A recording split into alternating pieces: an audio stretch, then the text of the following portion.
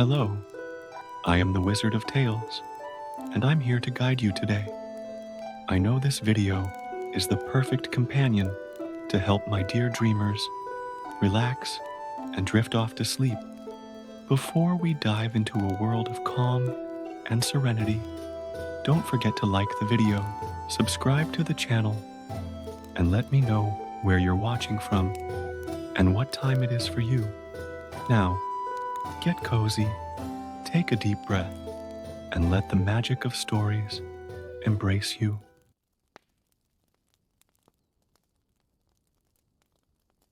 The merciless Mexican sun beat down on Dr. Elena Ramirez's skin as she knelt carefully in the red soil of the excavation.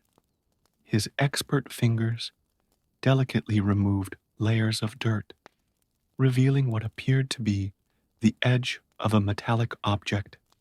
After 15 years dedicated to Mesoamerican archaeology, she had learned to control her anxiety in these moments. But something about this particular artifact made her heart beat faster. Professor Ramirez, the excited voice of his assistant, Miguel Santos, echoed throughout the archaeological site. We found something else in Sector B. Elena raised her eyes, shielding them from the sun with her hand. Miguel was a young doctoral student, full of energy and passion for Aztec history. His constant enthusiasm was contagious, even on the most arduous days of digging. I'll be right there, Miguel. Let me just finish here, she replied, returning her attention to the partially exposed object. With precise movements, Elena continued digging around the artifact. Gradually, a familiar shape began to emerge, a gold medallion with intricate carvings. The object was surprisingly well preserved, as if it had been buried yesterday, rather than hundreds of years ago. As the last speck of dirt was removed, Elena felt a shiver run down her spine. The medallion featured the stylized face of Montezuma II, the last independent Aztec emperor, surrounded by symbols she had never seen on other artifacts from the period. This is extraordinary, she muttered to herself, photographing the object in situ before carefully removing it. The moment his fingers touched the metal, an inexplicable breeze blew through the archaeological site, causing the papers to fly and the protective tarpaulins to shudder. Elena frowned, watching the previously clear sky become overtaken by dark clouds. Dr. Ramirez, Miguel called again, this time with urgency in his voice. I think you need to see this. Elena placed the medallion in an evidence bag and headed to Sector B, where Miguel and 3 other team members were gathered around a new discovery. As she got closer, she realized that they had found an underground chamber. We got a first reading with ground-penetrating radar, explained Dr. David Chen, the team's geophysicist. The chamber appears to extend at least 20 meters in all directions. Elena examined the readings on David's tablet, her heart racing again. This hasn't come up in any of our previous surveys. How did we miss something so big? Maybe we didn't lose, suggested Carmen Ortiz, the conservation expert. Maybe I wasn't here before. Carmen's comment provoked an uncomfortable silence among the team. Elena quickly dismissed the absurd idea, but a small part of her mind couldn't ignore the temporal coincidence between the discovery of the locket and the appearance of the chamber. While organizing the equipment for further investigation, Dr. James Walker, a veteran British archaeologist who had recently joined the team, approached Elena. There's something you need to see in the historical records, he said, handing her a tablet with scanned documents. I found this in the archives of Oxford University. It is an account by a Spanish conquistador of the last days of Montezuma. Elena began to read the document, her face gradually turning pale. The text described a curse uttered by Montezuma in his final moments, promising that anyone who disrupted his legacy would face vengeance from the Aztec gods. James, you don't really believe that, do you? Elena tried to maintain a skeptical, professional tone. Of course not, he replied, but his gaze betrayed genuine concern. But you have to admit, the timing is interesting. At that moment, thunder rumbled in the sky, making everyone startled. The storm that had formed out of nowhere was now directly overhead, with lightning lighting up the dark clouds in a frightening spectacle. We need to protect the site, shouted Elena, mobilizing the team to cover the exposed areas with tarpaulins. As they worked frantically to protect months of careful excavation, Elena felt the locket in her pocket grow inexplicably hot as he touched it through the fabric of the evidence bag. A series of images invaded his mind. Aztec temples on fire, priests performing mysterious rituals, and Montezuma's face, contorted in an expression of fury and promise of revenge. Elena staggered, almost falling, but Miguel caught her in time. Teacher, are you okay? Yes, yes, she replied automatically, but she knew she was lying. Something had fundamentally changed that day, and she could feel that her orderly academic life was about to plunge into much deeper and more turbulent waters than she had ever imagined. As the storm intensified, Elena couldn't help but think about the words in the document James had shown her. What if the curse was real? What if, by unearthing that locket, she had unleashed something that should have remained buried? Night fell early over the archaeological site, forcing the team to suspend work. As they put away the equipment, Elena observed Carmen photographing strange symbols that had inexplicably appeared on the excavation walls. Symbols that were definitely not there in the morning. Tomorrow, thought Elena, we will begin to understand what we have really discovered here. But a voice in her mind, a voice that sounded ancient and ominous, whispered that she had already set events in motion that could not be stopped. The locket in his pocket remained warm, a silent promise that his life, and possibly that of his entire team, was about to change forever. The night slowly dragged on in the makeshift camp near the archaeological site. Elena couldn't sleep, tossing and turning restlessly on her camp bed, while the locket, now stored in a special security box, seemed to pulse with an energy of its own on the other side of the tent.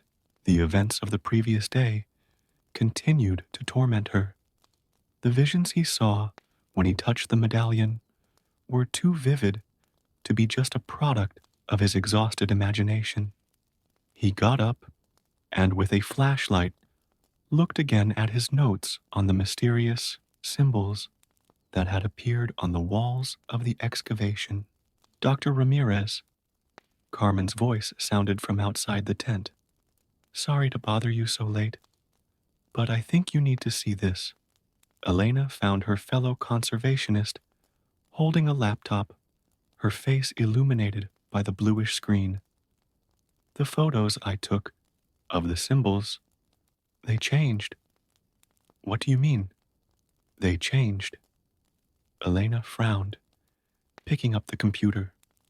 The images Carmen had photographed during the afternoon now showed different patterns, as if the symbols themselves had rearranged themselves on the walls. Even more disturbing, they seemed to form a coherent message.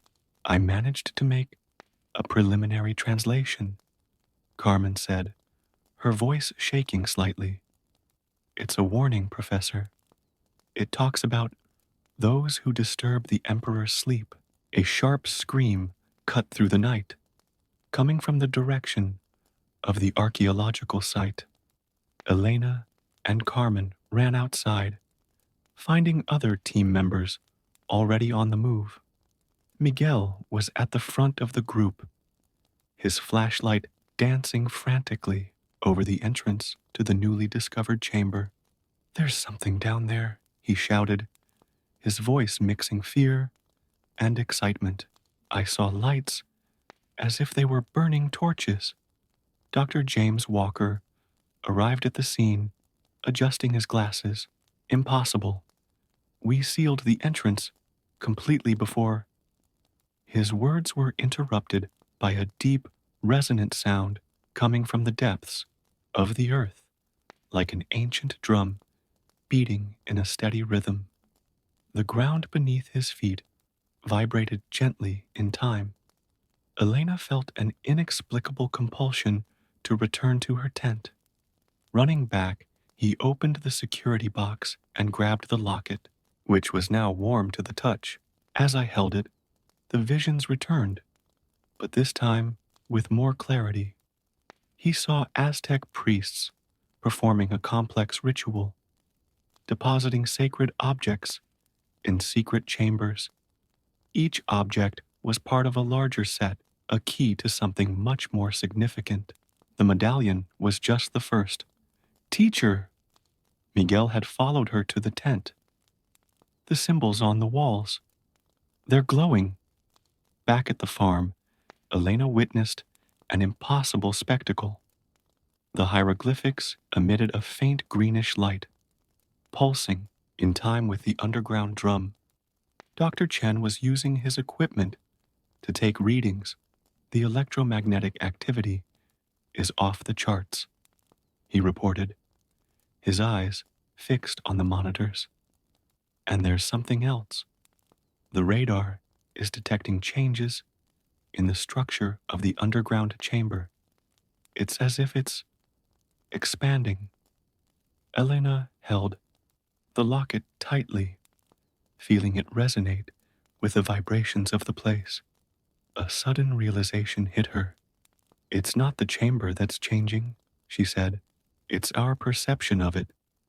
The locket, it's a key. He approached the chamber entrance, ignoring his team's protests. The medallion seemed to come to life in his hands, the carvings glowing with the same greenish light as the symbols on the walls. Elena, no.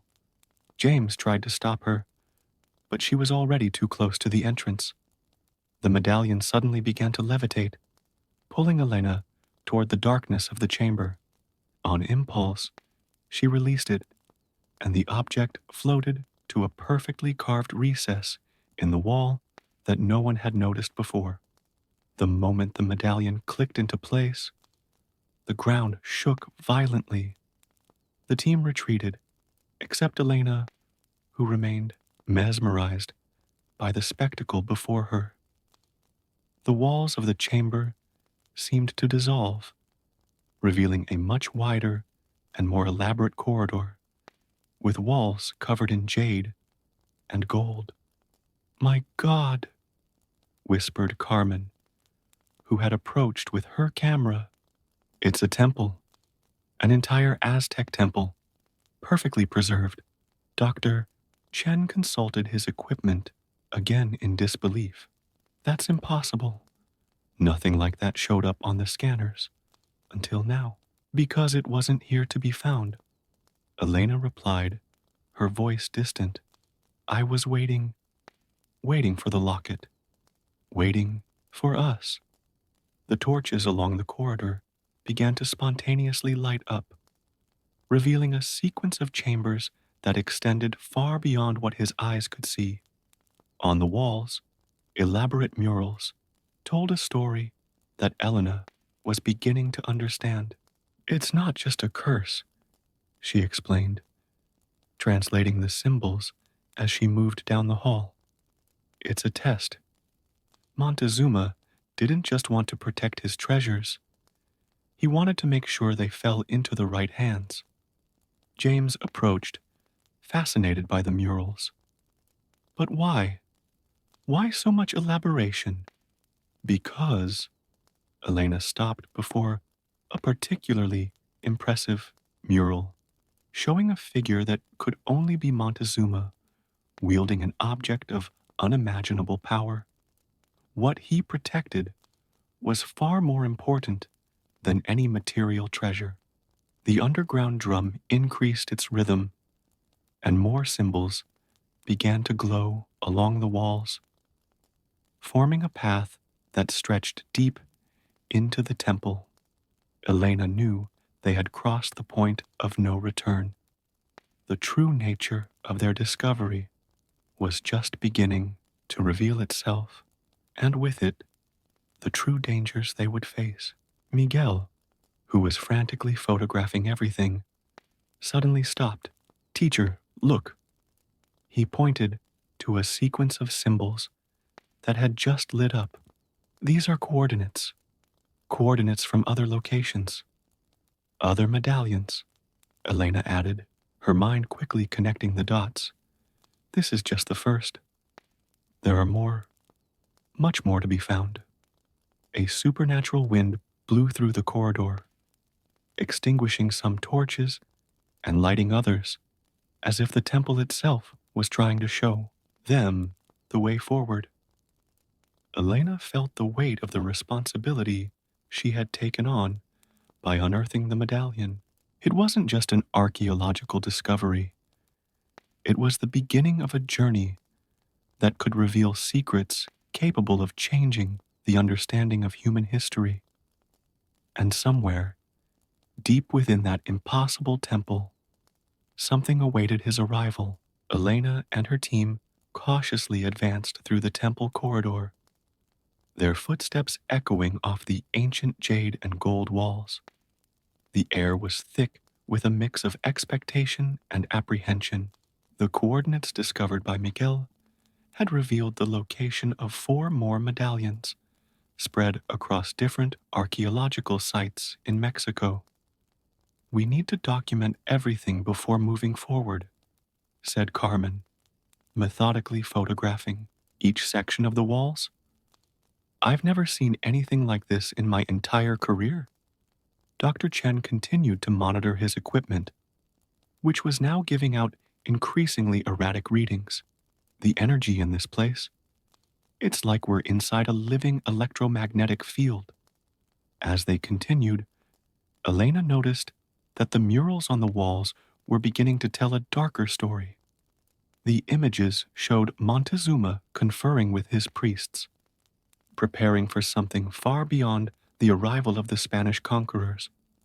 Look at this, called James, shining a light on a particularly well-preserved panel. It seems that Montezuma knew his empire would fall. These rituals, he was preparing something for the future. Elena translated the inscriptions adjacent to the mural. He wasn't just preparing for the fall, he was creating a mechanism for resurrection.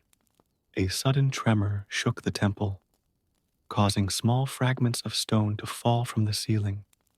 Miguel, who was a few meters ahead, cried out in surprise as the ground beneath his feet began to move.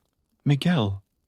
Elena ran towards him, but stopped abruptly when she saw what was happening. The floor was reconfiguring itself, forming an elaborate Aztec calendar in high relief. In the center, a circular depression seemed to wait for something the exact size of the medallion they had found. It's a mechanism, noted Dr. Chen, passing his sensors over the structure. The entire temple is a giant machine, and the medallions are the keys. Elena examined the symbols around, the calendar. Each medallion represents a different element: water, fire, air, earth, and something else. This one we found is earth. But what is all this for? Asked Carmen, her camera clicking incessantly. Before Elena could respond, a new sound echoed down the hall, a distant chant in a language none of them knew, but one that made everyone's blood run cold. We're not alone here, James whispered, his voice tense. The chanting grew louder, and with it, the torches on the walls began to dance in a hypnotic pattern. Elena felt an ancient and powerful presence manifesting around them. We need to keep going, she said, trying to keep her voice steady. The coordinates of the other medallions. We need to find them before...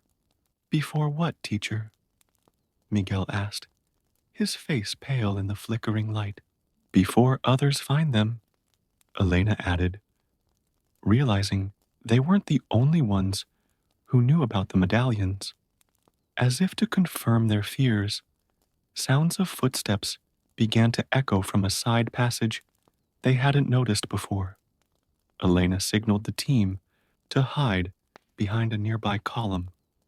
3 figures emerged from the passage, dressed in modern clothing, but carrying symbols that Elena recognized as belonging to an ancient Aztec order. They stood in front of the calendar, on the floor, talking in low voices. It's the Guardians, Elena whispered to her team, mentioned in ancient texts. I thought they were just legends. The Guardians performed a brief ritual in front of the calendar and then moved on, disappearing into another passage. When the sound of their footsteps dissipated, the team came out of their hiding place. They're also looking for the medallions, James said. That complicates things. Elena took a closer look at the symbols around the calendar. It's not just a matter of finding the medallions. Each one must be activated in a specific order during certain astronomical alignments. Dr. Chen consulted his data. The next significant alignment is in 3 days, during the equinox. So, we have 3 days to find the next medallion, Elena concluded. The coordinates point to a location near Teotihuacan. A new tremor shook the temple, this time stronger. Larger fragments began to fall from the ceiling, and the distant chant returned, more intense and menacing. We need to get out of here, Carmen shouted, securing her equipment. The team ran back down the main hallway as the temple seemed to awaken around them. The walls vibrated with ancient energy, and the symbols glowed more and more brightly. Arriving at the entrance, Elena looked back one last time. The temple was transforming again, returning to its previous appearance of a simple underground chamber. What happened in there? Miguel began, still panting. It stays between us, added Elena. At least for now. If the Guardians are involved, we need to be extremely cautious. Outside, under the starry Mexican sky, the team met to plan their next move. Elena knew they were embarking on something much bigger than a simple archaeological expedition. We have to split up, she decided. James and Carmen, you continue documenting this site. Miguel and Dr. Chen will come with me to Teotihuacan. What about the Guardians? James asked. They have their own goals, Elena replied. We need to find out if they are allies or enemies before it's too late. The Earth medallion, still embedded in the temple wall, emitted one last glow before extinguishing completely, as if recognizing that the first part of its mission was accomplished. The race against time had begun. and Elena knew that every decision from that moment on could have consequences that would extend far beyond the academic world. Dawn found Elena, Miguel, and Dr. Chen on the road to Teotihuacan. The off-road vehicle cut through the arid landscape, while Elena studied the documents about the next medallion, which, according to the coordinates, would be related to the water element. The notes mention an underwater chamber, Elena explained, scanning the papers. The Aztecs were known for building complex hydraulic systems beneath their temples. But Teotihuacan was not an Aztec city, Miguel observed. It's much older. Exactly, Elena replied, which suggests that Montezuma not only hid the medallions, but chose places of power that existed long before his time. Dr. Chen, who was driving the vehicle, consulted his instruments on the dashboard. Electromagnetic readings are increasing as we get closer, similar to what we detected at the first temple. Arriving in Teotihuacan, they found the place already busy with early bird tourists. Elena had obtained special authorization to access restricted areas of the archaeological site thanks to her contacts at the National Institute of Anthropology and History. The exact point should be close to the Pyramid of the Moon, said Elena, consulting her GPS. But we need to be discreet. The guardians could be watching as they walked among the ancient structures. Elena noticed familiar symbols etched into some of the stones, subtle markings that ordinary tourists would never notice, but that, to her trained eye, formed a clear pattern. It's a map, she whispered, discreetly photographing the markings with her cell phone. The Aztecs superimposed their own messages on Teotihuacan structures. Miguel, who had gone a few meters ahead, waved urgently to them. "Teacher, I found something." As they approached, they saw a small opening at the base of a smaller structure, partially hidden by vegetation. Dr. Chen ran his sensors through the entrance. "There is a significant chamber just below," he confirmed. "And water, lots of water." Elena was about to enter when she noticed movement out of the corner of her eye. A group of 3 people, apparently ordinary tourists, watched them with great interest. "The guardians," she murmured. "We need to act quickly." Equipped with flashlights and basic diving equipment that they had brought in anticipation of this situation, they entered the passage. The tunnel spiraled downward, the walls covered with reliefs that told the story of water in Aztec cosmology. "The medallion must be underwater somewhere," Elena said, shining a light on a mural showing priests performing rituals in a flooded chamber. They arrived at a circular room where the crystal clear water reflected their lights. In the center, a submerged platform was visible through the clear water. "I'm going down," Elena decided, adjusting her diving gear. "Teacher, wait." Miguel pointed to the walls. Symbols began to glow with the same greenish light they had witnessed in the Ibarra first temple. The water began to churn, forming circular patterns that looked unnatural. Dr. Chen checked his instruments, alarmed. "The energy is increasing exponentially," he warned. "It's like the water is alive." Elena dove in before they could stop her. Underwater, the world took on a dreamlike quality. The light coming from the walls created hypnotic patterns in the water, and she could have sworn she heard distant singing, as if coming from the depths themselves.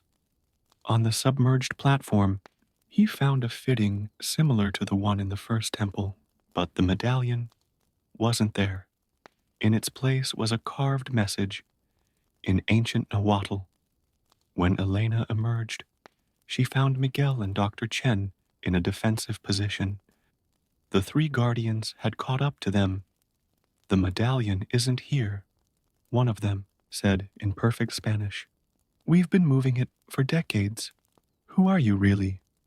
asked Elena, removing her diving gear. "We are the ones who keep the balance," an older guardian replied. "What you unleashed in the first temple set in motion forces you do not understand. The resurrection that Montezuma planned," Elena argued. "It's not just about power. It's about lost knowledge. Knowledge that has a price," warned the third guardian. "Each activated medallion has consequences. You can feel it now, can't you? The changes in the weather, the inexplicable phenomena." Elena thought about the strange events they had witnessed since discovering the first locket. "Where's the water medallion?" The guardians exchanged glances. "We'll go our separate ways for now," the older guardian said, handing Elena a small paper with coordinates. "But remember, not all secrets are meant to be revealed." Before they could question further, the guardians disappeared into the shadows of the tunnel, leaving Elena and her team with more questions than answers. "The coordinates point to Xochicalco," Miguel said, examining the paper. "It's a place known for its astronomical observatories." "The air medallion," Elena concluded. "We have less than 2 days until the equinox." Dr. Chen checked his instruments one last time. The readings suggest that the activation of the first medallion is causing a chain reaction. If we don't find and activate the next one in the correct sequence, what Montezuma planned could get out of control, added Elena, feeling the weight of responsibility on her shoulders. As they left the submerged chamber, Elena couldn't help but think about the Guardian's words. What exactly had they unleashed? And more importantly, would they be prepared for the consequences of awakening a power that had remained dormant for centuries? The answer, she feared, lay in the heavens themselves, which were already beginning to show signs of change as the equinox approached. The sun was setting on the horizon when Elena, Miguel, and Dr. Chen arrived in Xochicalco. The ancient astronomical observatory cast long shadows across the rugged terrain, while unsettling clouds moved quickly across the sky. "The equinox is tomorrow," said Elena, consulting her data. "We need to find the air medallion and understand how to activate it in the correct sequence." Dr. Chen constantly checked his instruments, which emitted increasingly erratic signals. Electromagnetic activity is more intense than ever. It's as if the air itself is charged with energy. As they climbed toward the observatory, Miguel noticed familiar patterns in the rocks. "The same symbols as Teotihuacan, Professor. The Aztecs definitely modified this place as well." Elena was studying every detail of the structures when her phone vibrated. A message from Carmen at the first site. "Changes to temple inscriptions. New symbols appearing. James is documenting everything." The wind began to increase dramatically, bringing with it a sound reminiscent of distant singing. Elena recognized the pattern. It was similar to what they had heard in the first temple. "This way," Miguel called, discovering a narrow entrance at the base of the observatory. "The symbols lead in that direction." As they entered the passage, their flashlights revealed a circular chamber with a roof open to the sky. In the center, an elaborately carved pedestal stood tall, but the air medallion was not there. Too late, said a familiar voice.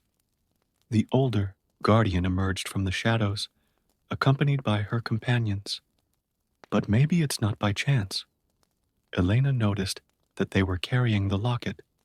You led us here deliberately. We needed to be sure, the guardian replied. What Montezuma planned is not just a resurrection ritual. It is a choice. The wind inside the chamber began to circulate in a supernatural way, forming small whirlpools of visible energy. Dr. Chen watched his instruments in amazement. The confluence is beginning, said one of the guardians. The equinox alignment. The medallions. It's all part of a larger mechanism. Elena began to understand. The elements are not just symbols. They are keys to something deeper, a transformation. The guardian nodded, extending the air medallion to Elena. Now you understand why secrets were protected for so long. The power for change that Montezuma hid was not for revenge, but for renewal. As Elena held the medallion, visions flooded her mind. She saw ancient civilizations in harmony with natural forces that modern science was barely beginning to understand. He saw lost knowledge that could transform the world or destroy it. The four elements, when united, explained the guardian, open a portal to ancient wisdom, but this knowledge demands a price. Miguel and Dr. Chen approached, feeling the growing energy in the chamber. The wind now swirled in complex patterns, creating luminous symbols in the air. The Earth Medallion has awakened the ancient foundations, the guardian continued. That of water, which we keep safe, governs the tides of change. This, of air, controls the winds of destiny. And the last, fire, Elena added, the ultimate catalyst, which must be activated at the exact moment of the equinox, confirmed the guardian. But first, you must make your choice. Elena looked at her team, at the guardians, at the symbols dancing in the air.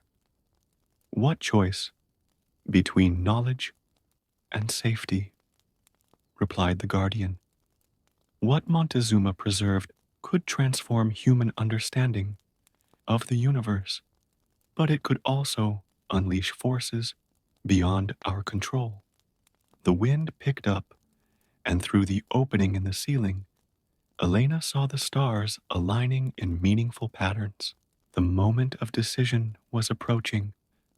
That's why you tested us, she realized.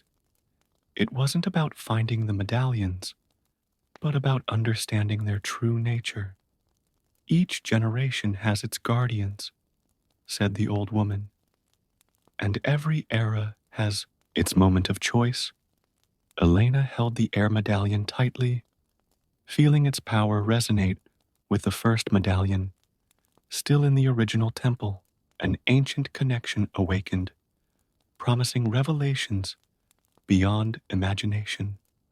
It's not a choice between knowledge and safety, she finally declared. It's about wisdom, to use what we discover.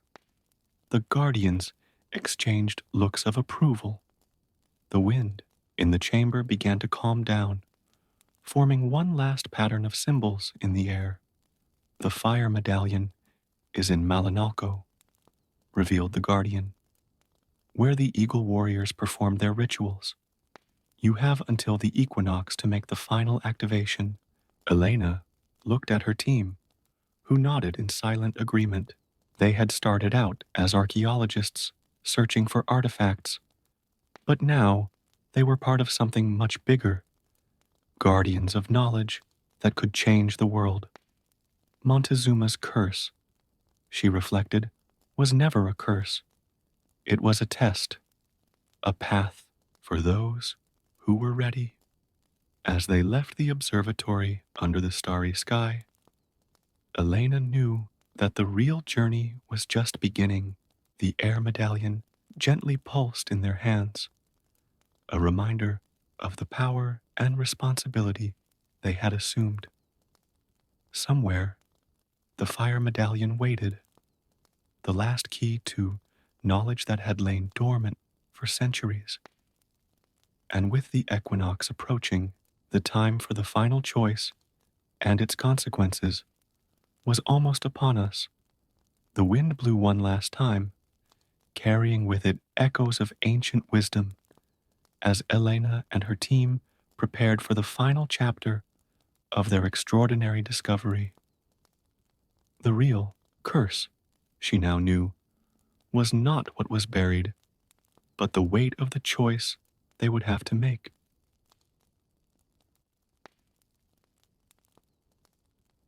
The scorching Baghdad sun beat down on the narrow alleys of the ancient market, where traders vied for the attention of passers-by with their lively shouts and colorful wares. Among them was Karim, a 23-year-old young man who had inherited the small antique shop from his deceased father just 3 months ago. His calloused hands delicately organized the objects on the small wooden stand, while his brown eyes observed the intense movement of the souk. Unlike other traders who sold spices, fabrics, or jewelry, Karim sold stories. Each piece on her stand carried a unique narrative, from old Persian rugs to delicate ceramic vases. It was a craft that his father, Ibrahim, had taught him with dedication since he was a child. "We don't just sell objects, my son," he used to say. "We sell memories, dreams, and mysteries." On that particularly hot morning, a mysterious man approached the stall. His face was partially covered by a dark turban, and his eyes emanated an ancient wisdom that made Karim instinctively straighten up. The stranger placed a bronze lamp on the counter, apparently ordinary, but with intricate details that Karim had never seen before. "How much do you offer me for this piece, young merchant?" asked the man in a deep, melodious voice. Karim examined the lamp cautiously, noticing mystical symbols etched into its surface that seemed to pulse in the sunlight. His father had taught him to recognize truly special objects, and something about that lamp intrigued him deeply. "This is an extraordinary piece," Karim replied, his fingers delicately tracing the carvings. "I can offer 50 dinars. The old man smiled enigmatically, as if he had expected exactly that answer. "The price is right, but the true value of this lamp cannot be measured in coins. Take good care of it, young Karim." Before Karim could question how the stranger knew his name, the man had already disappeared into the market crowd, leaving only the echo of his mysterious words. The lamp remained in his hands, strangely warm to the touch. As night fell over Baghdad, Karim closed his stall and headed to the small apartment he shared with his younger sister, Amira, a 19-year-old studying medicine at the local university. When he arrived home, he found her hunched over her books, her long black hair tied into a careless braid. "What did you bring today, my brother?" asked Amira, looking up from her studies. Karim showed her the lamp, and his sister's eyes widened with interest. "There's something different about it," he commented, moving closer to examine the object better. At that moment, a soft glow began to emanate from the inscriptions on the lamp, filling the small room with a warm, golden light. The brothers watched stunned, as the light intensified, forming delicate patterns in the air. It was not the typical smoke of genius stories, but rather a luminous manifestation that seemed to carry with it the very essence of divinity. An ethereal voice filled their minds. You have been chosen as guardians of a fragment of Allah's holy light. This gift brings with it both blessings and responsibilities. The light pulsed softly, and they both felt a deep connection to something greater than themselves. Little did they know that at that very moment, in an ancient mansion on the outskirts of Baghdad, the powerful sorcerer Malik felt the manifestation of divine power. His black eyes glittered with greed as his fingers drummed over an ancient grimoire. After centuries of searching, a fragment of divine light finally reveals itself. He muttered to himself, a sinister smile forming on his lips. On the city streets, shadows began to move unnaturally, converging towards Karim and Amira's apartment. Dark creatures, attracted by the manifestation of divine power, began their silent hunt. Karim noticed that the temperature in the room had dropped drastically, and a shiver ran down his spine. Amira grabbed his arm, her eyes fixed on the window, where shadows danced unnaturally. Something's coming, she whispered, her voice shaking slightly. The light from the lamp pulsed again, as if responding to imminent danger. Karim held the object firmly, feeling its comforting warmth. The mysterious seller's words echoed in his mind. The lamp's true value could not be measured in coins. We need to protect her, Karim said, his voice firm despite the fear that was beginning to settle in his heart. Whatever this power is, it has been entrusted to us for a reason. Amira nodded, her hands already busy gathering old books that belonged to their father, looking for any information that could help them better understand what was going on. The shadows outside grew thicker and thicker, and strange sounds began to echo through the night. Karim and Amira knew that their lives had changed irrevocably. From that moment on, they were no longer just an antiques dealer and a medical student. They were guardians of a divine power, chosen to protect a fragment of Allah's light. The challenge before them was immense. Not only did they need to learn, to understand, and use the power of the lamp, but they also needed to protect it from the dark forces that would certainly do anything to possess it. And somewhere in the city, Malik was already beginning to weave his dark plans, mobilizing resources and allies to capture the precious artifact. The night promised to be just the beginning of an extraordinary journey, where faith, courage, and brotherly love would be tested to their limits.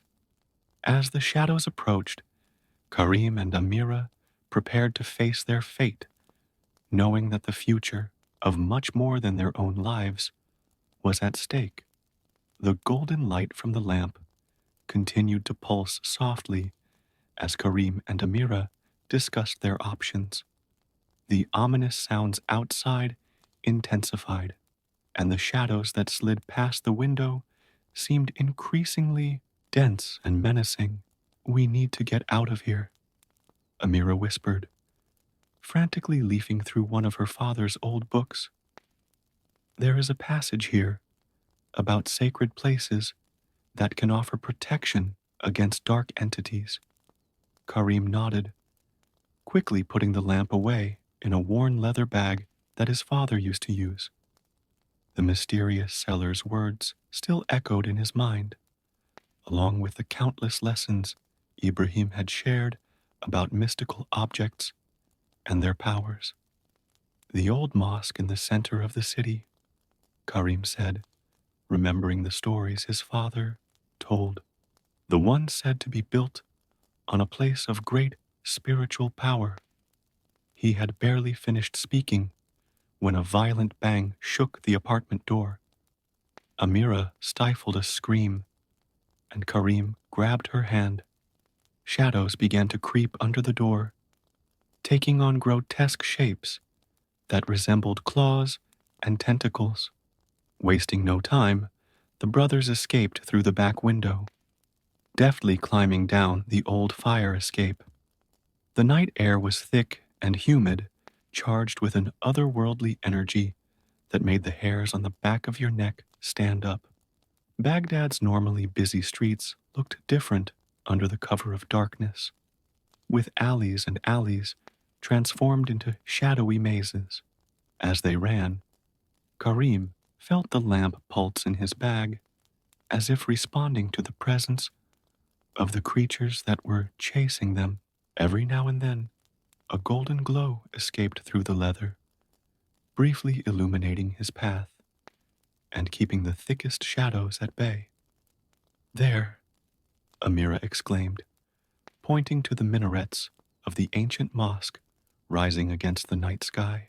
The sacred building seemed to emanate its own aura, subtle but comforting.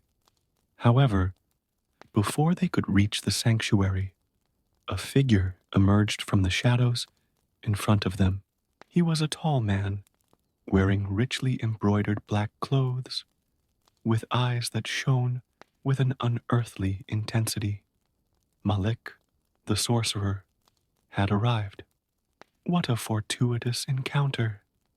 His voice was smooth as silk, but carried a tone of veiled threat. The lamp, please.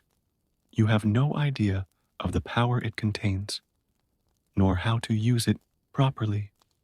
Karim instinctively placed himself between the sorcerer and his sister. We have been entrusted with this power for a reason, he declared, his voice firmer than he felt. Malik laughed, a cold sound that seemed to freeze the air around him. Reason? The only reason you have this artifact is chance. I, on the other hand, have spent centuries studying its secrets. The shadows around them began to move more intensely, forming a circle that slowly closed. Amira, however, showed no fear. Instead, he began to softly recite verses from the Quran that he had memorized since he was a child. To everyone's surprise, the lamp's light responded to the sacred words, expanding through the leather bag and creating a golden barrier around the brothers. The shadows retreated, hissing like wounded snakes. Malik frowned, his expression contorting with fury. Impressive, but not enough. He raised his hands, and the shadows transformed into more substantial creatures, with claws and fangs that gleamed in the darkness. At that moment, a new sound echoed through the night. The dawn call to prayer began to sound from the minarets. The golden light from the lamp pulsed stronger, and Karim felt a deep connection to the power he held. Without thinking twice, he opened the bag and lifted the lamp. Divine light exploded in all directions, mixing with the first rays of the rising sun. The shadow creatures dissipated with agonized screams, and Malik was forced back, shielding his eyes from the intense glare. This isn't over, the sorcerer hissed, before disappearing in a cloud of black smoke. Exhausted but relieved, Karim and Amira finally reached the mosque. The imam, an elderly man with kind eyes, was waiting for them at the entrance as if he knew they would come. Come in, children, he said softly. You will find a sanctuary here, and perhaps some of the answers you seek. Inside the sacred building, the light from the lamp calmed down, although it still pulsed softly. The Imam led them through corridors decorated with intricate, geometric patterns to an ancient room filled with manuscripts and religious artifacts. The light you guard, he began, is older than this city, older than our own holy writings. It is a fragment of Allah's own nur, His divine light, entrusted to men in time immemorial. Amira and Karim looked at each other, beginning to understand the true magnitude of their responsibility. It was not just a magic lamp they needed to protect, but a tangible manifestation of the divine. The power you hold, continued the Imam, can enlighten as well as blind, heal as well as destroy. It all depends on the purity of the heart of those who use it. The sun had already fully risen, bathing the room in natural light that blended harmoniously with the glow of the lamp. Karim knew this was just the beginning of his journey. Malik would return, more prepared and more determined, and there was still much they needed to learn about the power entrusted to them. The Imam smiled gently, as if reading his thoughts. You are not alone on this journey. Allah does not entrust such great responsibilities to those who cannot bear them. With these words of comfort, the brothers began to prepare for the challenges to come.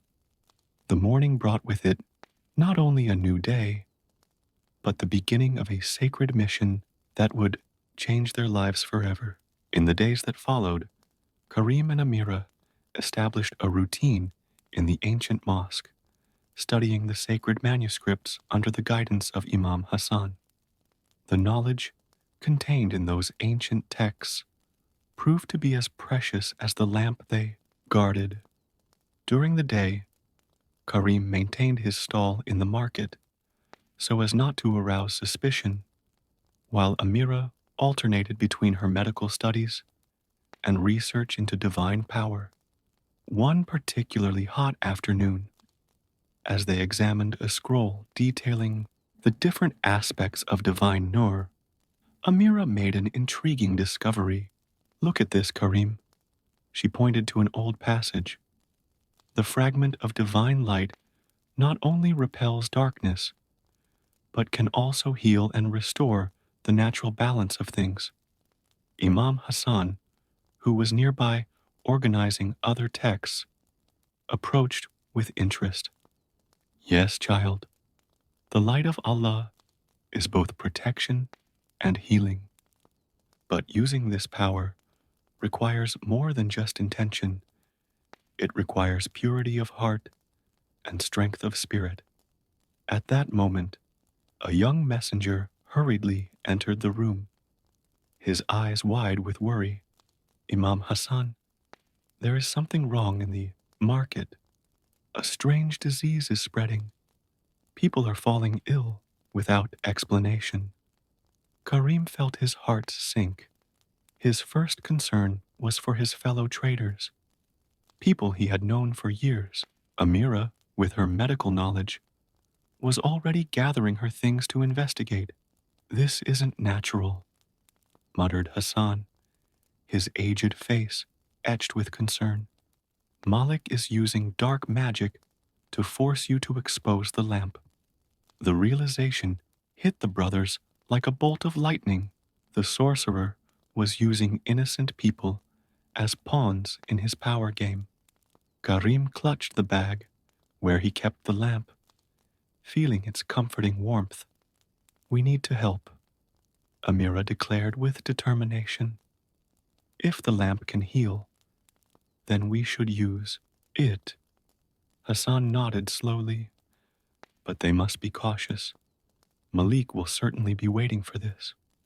The brothers headed to the market, where they found a disturbing scene. Several merchants were slumped at their stalls, their pale skin marked by dark veins that seemed to pulse with evil energy. The air was thick with an unearthly miasma that made breathing difficult. Amira immediately began examining the sick, her medical knowledge mixing with what she had learned about mystical powers. It's like something is draining your life forces, she explained, her voice shaking with worry. Karim watched the shadows in the corners of the market, which seemed thicker than they should be, even at that time of day. He knew Malik was watching, waiting for the right moment to strike. Carefully, he removed the lamp from the bag. The sacred object began to pulse more intensely, as if responding to the suffering around it. Amira placed her hand over her brother's, and together they began to recite the sacred words they had learned from Hassan. The golden light expanded in gentle waves, touching the closest patients first. Wherever the light reached, the dark veins began to disappear, and the natural color returned to people's skin. The traders were beginning to wake up, confused but recovered. It was then that Malik made his move.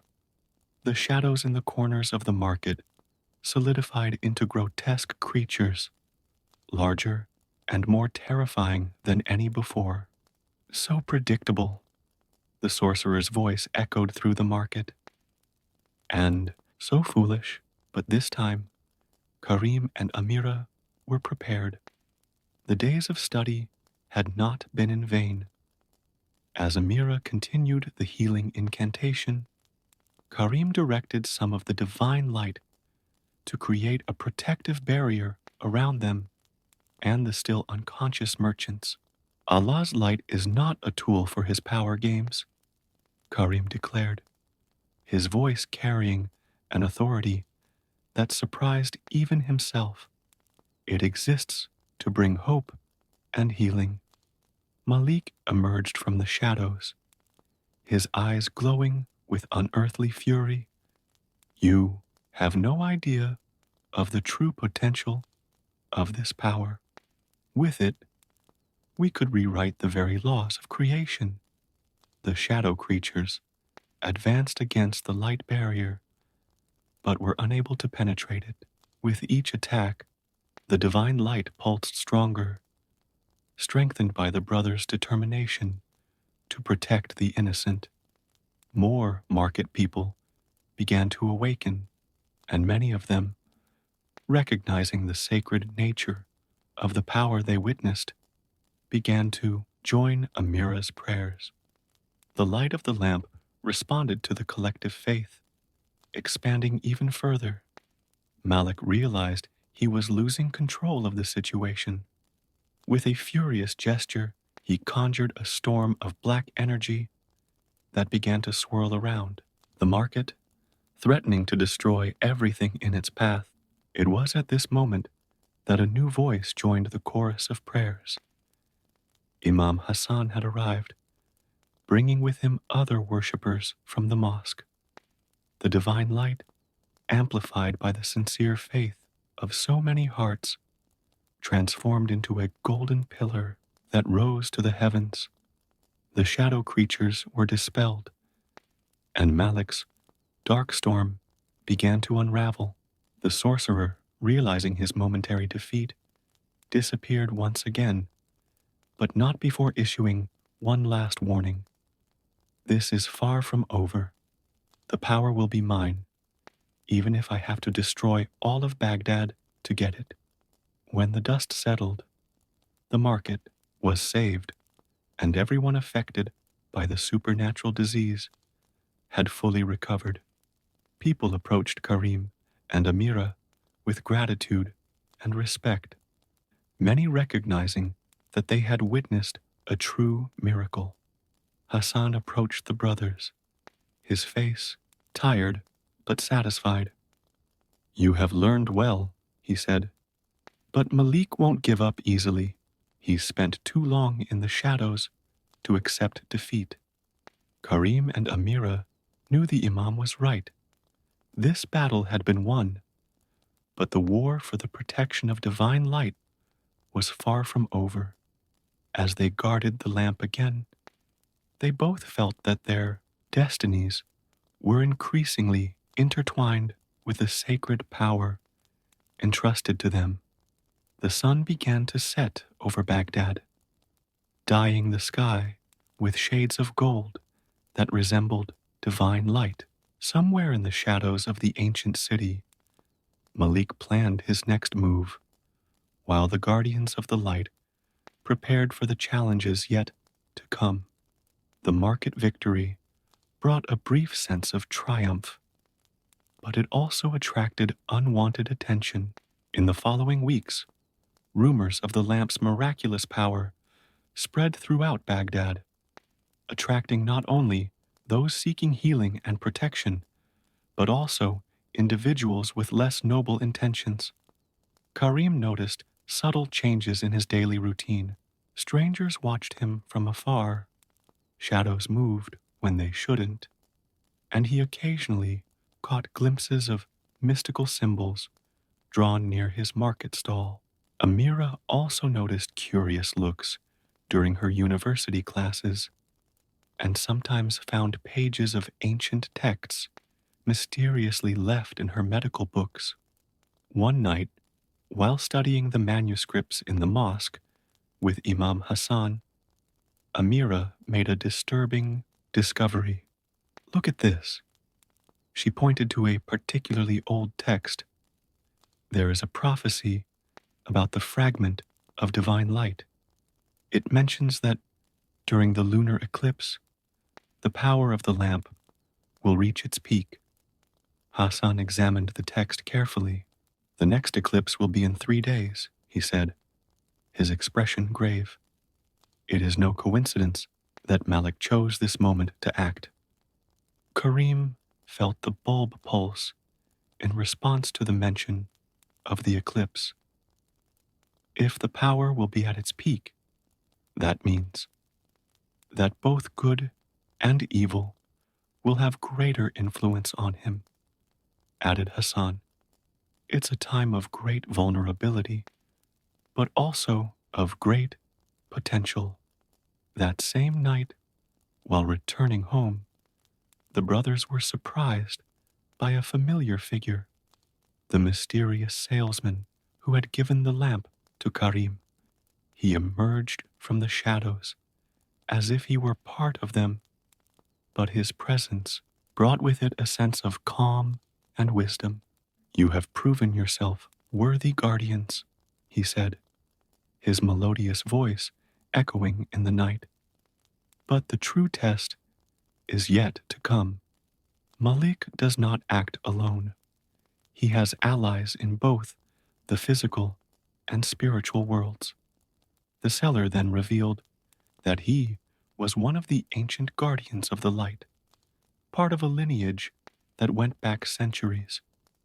The lamp contains not only power, he explained, but also knowledge. During the eclipse, you will be able to access the wisdom of all previous guardians. Before they could ask any more questions, panicked screams echoed through the nearby streets.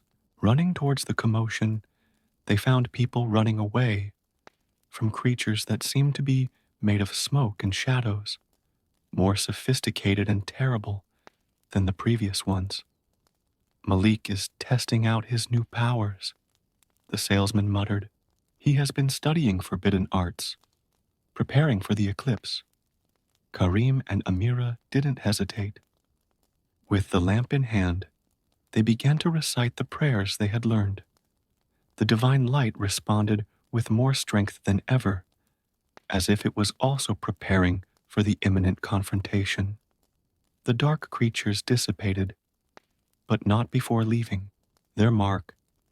Black symbols burned into the walls of the buildings, forming a pattern that Amira recognized from ancient texts. It's a summoning ritual, she explained, her face pale. Malik is trying to call something or someone. In the days that followed, the tension in the city was palpable. The inhabitants of Baghdad sensing the coming spiritual battle, began to seek refuge in mosques. Imam Hassan organized a group of faithful to keep constant vigil, their prayers forming a spiritual barrier against the gathering darkness. Karim and Amira took every moment to prepare, studying ancient texts and practicing controlling the lamp's power. The mysterious seller, who revealed his name as Yusuf, shared ancient protection and healing techniques with them on the eve of the eclipse. During a particularly intense training session, Amira discovered that she could channel the power of the lamp through her medical knowledge, creating a unique form of healing that combined science and divine power. Karim, in turn, developed a deeper connection with the protective aspect of light, being able to create stronger and more lasting barriers. Power responds to the truth in their hearts, Yusuf explained. Amira, your compassion and desire to heal strengthen the light. Karim, your protective instinct and sense of justice give form to divine energy. As the moon began its journey toward eclipse, unsettling signs appeared across Baghdad. Birds flew in strange patterns, water in wells turned momentarily dark, and people reported disturbing dreams of shadows and light. In his shadow fortress, Malik also prepared himself. His allies, creatures of darkness and practitioners of forbidden arts, gathered around him. The sorcerer had discovered that the eclipse would not only amplify the lamp's power, but also make it possible to corrupt it, if he could manage to perform the proper ritual. The battle for the fate of the divine light was about to begin, and with it, the future of Baghdad, and perhaps the spiritual world itself, hung in the balance. Karim and Amira knew they would need all their strength, faith, and the support of their allies to face what was to come. The salesman watched them with a mixture of pride and concern. Remember, he said, the light of Allah chooses its guardians not by their power, but by their ability to love and protect. This is the true test you will face during the eclipse. The night of the eclipse arrived, bringing with it an unearthly silence that hung over Baghdad. The normally bustling streets were deserted, except for restless shadows gliding around the corners. In the old mosque, Karim and Amira made final preparations, surrounded by a circle of believers led by Imam Hassan and the mysterious Yusuf. The lamp pulsed with an intensity never seen before, its golden glow growing stronger as the moon began its journey toward eclipse. Amira organized her medicinal herbs and sacred texts, while Karim strengthened the protective barriers around the sacred site. He will come with everything he has, Yusuf warned, his eyes fixed on the darkening sky. Malik has spent centuries preparing for this moment. His forces will not just be physical or spiritual. He will try to strike at your very souls, as if to confirm his words. An icy wind blew through the mosque, bringing with it whispers of ancient voices and tempting promises. The shadows on the walls began to take on familiar shapes, faces of lost loved ones, including the gentle face of Ibrahim, the brother's father. They're not real, Hassan reminded him, his voice firm. They are illusions, created to weaken your resolve. The moon continued its inexorable path towards total eclipse. With each passing moment, both the light from the lamp and the shadows surrounding it grew in intensity. The air became thick with otherworldly energy, making even breathing require effort. Malik chose this moment to make his entrance.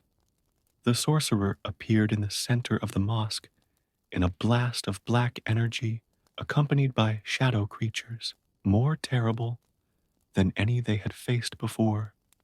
His eyes glowed with unnatural power, and in his hands he held an ancient grimoire covered in unholy symbols. The moment has come. His voice resonated with unearthly authority. Give up the lamp willingly, and I will spare your lives. Resist, and you will witness the true meaning of despair. Karim held the lamp tighter, feeling its comforting warmth. Beside him, Amira began reciting verses from the Quran, her sacred words creating waves of light that caused the shadow creatures to retreat.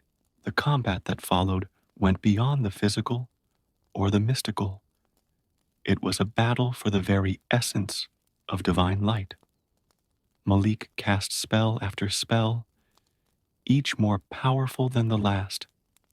The shadows danced at his command, trying to penetrate the brothers' defenses. But Karim and Amira were not alone. The faithful gathered at the mosque maintained their prayers, creating a base of spiritual strength that fueled the power of the lamp. Yusuf and Hassan moved among them, strengthening barriers and healing the wounded. The eclipse reached its peak, and in that moment of total darkness, the lamp exploded in golden light. As Yusuf had promised, Karim and Amira felt connected to all the previous guardians. Centuries of knowledge and experience flowed through them, showing them the true purpose of divine light. Power was never meant for domination, Karim understood, his voice carrying the echo of hundreds of guardians before him. It is a gift of compassion and healing. Amira extended her hands, channeling light through her medical knowledge, combined with ancient wisdom. Power flowed from her in healing waves, not only eliminating the shadows, but also touching something deep within the dark creatures themselves. Malik, realizing he was losing control, resorted to his last and most terrible resort. Opening the grimoire, he began an incantation that made the very air tremble. The shadows around him began to merge with his body, transforming him into something that was no longer fully human. If I cannot possess the light, he roared in a voice that was no longer his own, then I will corrupt it forever. But at that critical moment, something unexpected happened. The light from the lamp, instead of reacting violently, enveloped Malik in a gentle embrace. Through her, Karim and Amira saw the man he had been, a scholar who sought knowledge to help others before being lost in darkness. There's still light in you, Amira said softly, extending her hand. Let us help. For a moment, something human shone in Malik's eyes. Centuries of bitterness and obsession met with pure and sincere compassion. The final battle would not be won with power, but with love. With a scream that mixed fury and release, Malik fell to his knees. The shadows that consumed him began to disperse, dispelled by the divine light. The grimoire in his hands crumbled into ash, taking with it centuries of profane knowledge. The eclipse began to pass, and with it, the intensity of the lamp's power diminished to its normal, soft, comforting glow. The shadow creatures had disappeared, leaving only the sacred silence of the mosque. Malik, now just a tired old man, looked at his brothers with eyes that finally saw clearly. I was wrong, he whispered. True power has always been in the ability to heal, not destroy. The first rays of the rising sun began to penetrate through the windows of the mosque, mixing harmoniously with the golden light of the lamp. Karim and Amira understood that their journey as guardians was just beginning. They had learned that the true miracle was not in the power they protected, but in that power's ability to transform hearts and unite people. What happens now? Amira asked Yusuf, who was smiling approvingly. Now, he replied, you continue the work you began. Allah's light has chosen its guardians well. Use it wisely, heal with compassion, and protect with love.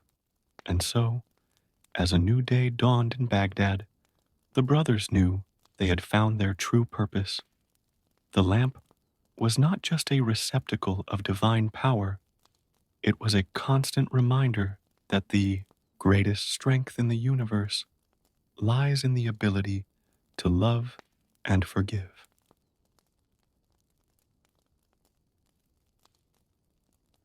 The full moon hung over the Judean desert like a watchful eye as Sarah looked out from the window of her small apartment in Tel Aviv. At the age of 28, she had dedicated her academic life to the study of the ancient Hebrew scriptures, specializing in texts considered heretical by orthodoxy. Her current object of research was precisely the one that many feared to mention: Lilith, the first woman. Sarah's office was filled with ancient scrolls and books, some so fragile that they threatened to fall apart at the touch. On the wall, an ancient tapestry depicted a red-haired woman flying against a night sky, her black wings outstretched in a gesture of liberation. It was one of the few ancient representations of Lilith that Sarah had managed to find in her research. That evening, while organizing her notes for the next day's presentation at Tel Aviv University, Sarah found a peculiar document among her research. It was a fragment of parchment she had acquired from an antique dealer in Jerusalem, containing inscriptions in ancient Aramaic that she had never been able to fully decipher. Professor David Cohen, his advisor and only ally in college, had warned him about the risks of his research. There are stories that some people prefer to keep buried, he always said, his brown eyes carrying the weight of decades of studying sacred texts. But Sarah couldn't ignore the truth she felt pulsating in those ancient narratives. As she worked on translating the fragment, an inexplicable breeze stirred the pages of her books despite the closed windows. The air in the office suddenly became thick with a sweet, wild scent reminiscent of desert flowers. Sarah felt a shiver run down her spine when she noticed that the shadows on the walls seemed to move independently. In her apartment on the 10th floor, the sounds of the modern city seemed distant, as if she had been transported to another time. The city lights began to flicker, creating a rhythmic pattern that seemed to accompany the beats of her racing heart. It was then that she realized that the words on the parchment were beginning to make sense. In the beginning, we were the same, the text read. From the same clay we came. From the same essence we were molded. But when I demanded my freedom, I was branded a rebel. Now I carry the wings of the night and the mark of the moon. Sarah felt her hands tremble as she continued the translation. Lilith's story had always been told by the victors, by those who wished to keep women submissive and fearful. But there, in that ancient fragment, was Lilith's own version, her voice, echoing down the millennia. The next day, her presentation would cause a stir in the academic community. She knew it.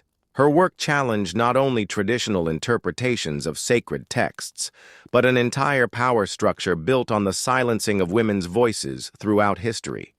As she prepared for bed, Sarah couldn't shake the feeling that something fundamental had changed. The shadows in her room seemed deeper, more alive. In her restless dreams, she saw a woman with flaming hair flying free under the night sky, her laughter echoing like a song of liberation. The next morning, Sarah woke up with a mark on her wrist, 3 small crescent-shaped dots, as if they had been imprinted by the moonlight itself. She knew, in some inexplicable way, that the mark was not a coincidence. It was a sign, a connection to the one who dared to defy the divine patriarchy. On her way to university, Sarah noticed that other women looked at her differently. Some seemed to recognize something in her, as if they shared an ancient and powerful secret. On the subway, an elderly woman held her marked wrist and whispered in Yiddish, "She chose you." Professor Cohen was waiting for her at the entrance to the religious studies department, his face marked with concern. "Are you sure you want to go through with this, Sarah? Some doors once opened can't be closed." But Sarah had never been so sure of anything in her life. The conference room was packed. Academics, students, and even some Orthodox rabbis had come to see her presentation. When Sarah began to talk about her findings, about the true story of Lilith, the lights began to flicker again. "The story we know is only half the truth," she began, her voice steady despite her nervousness. "Lilith wasn't just the first woman. She was the first to demand equality, the first to question an order that sought to subjugate her." As Sarah spoke, a strange energy filled the room.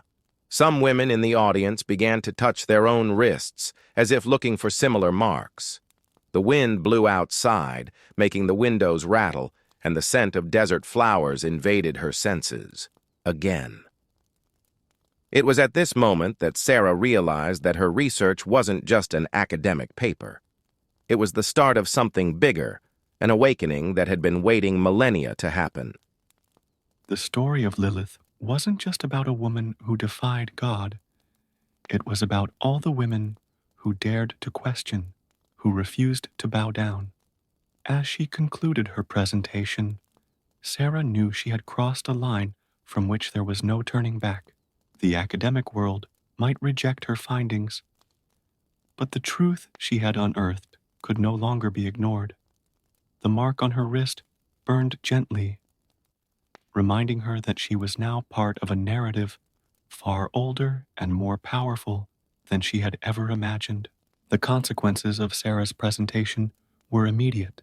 While the more conservative academics left the auditorium with expressions of disapproval, a group of women remained, their eyes fixed on her with a mixture of fascination and recognition.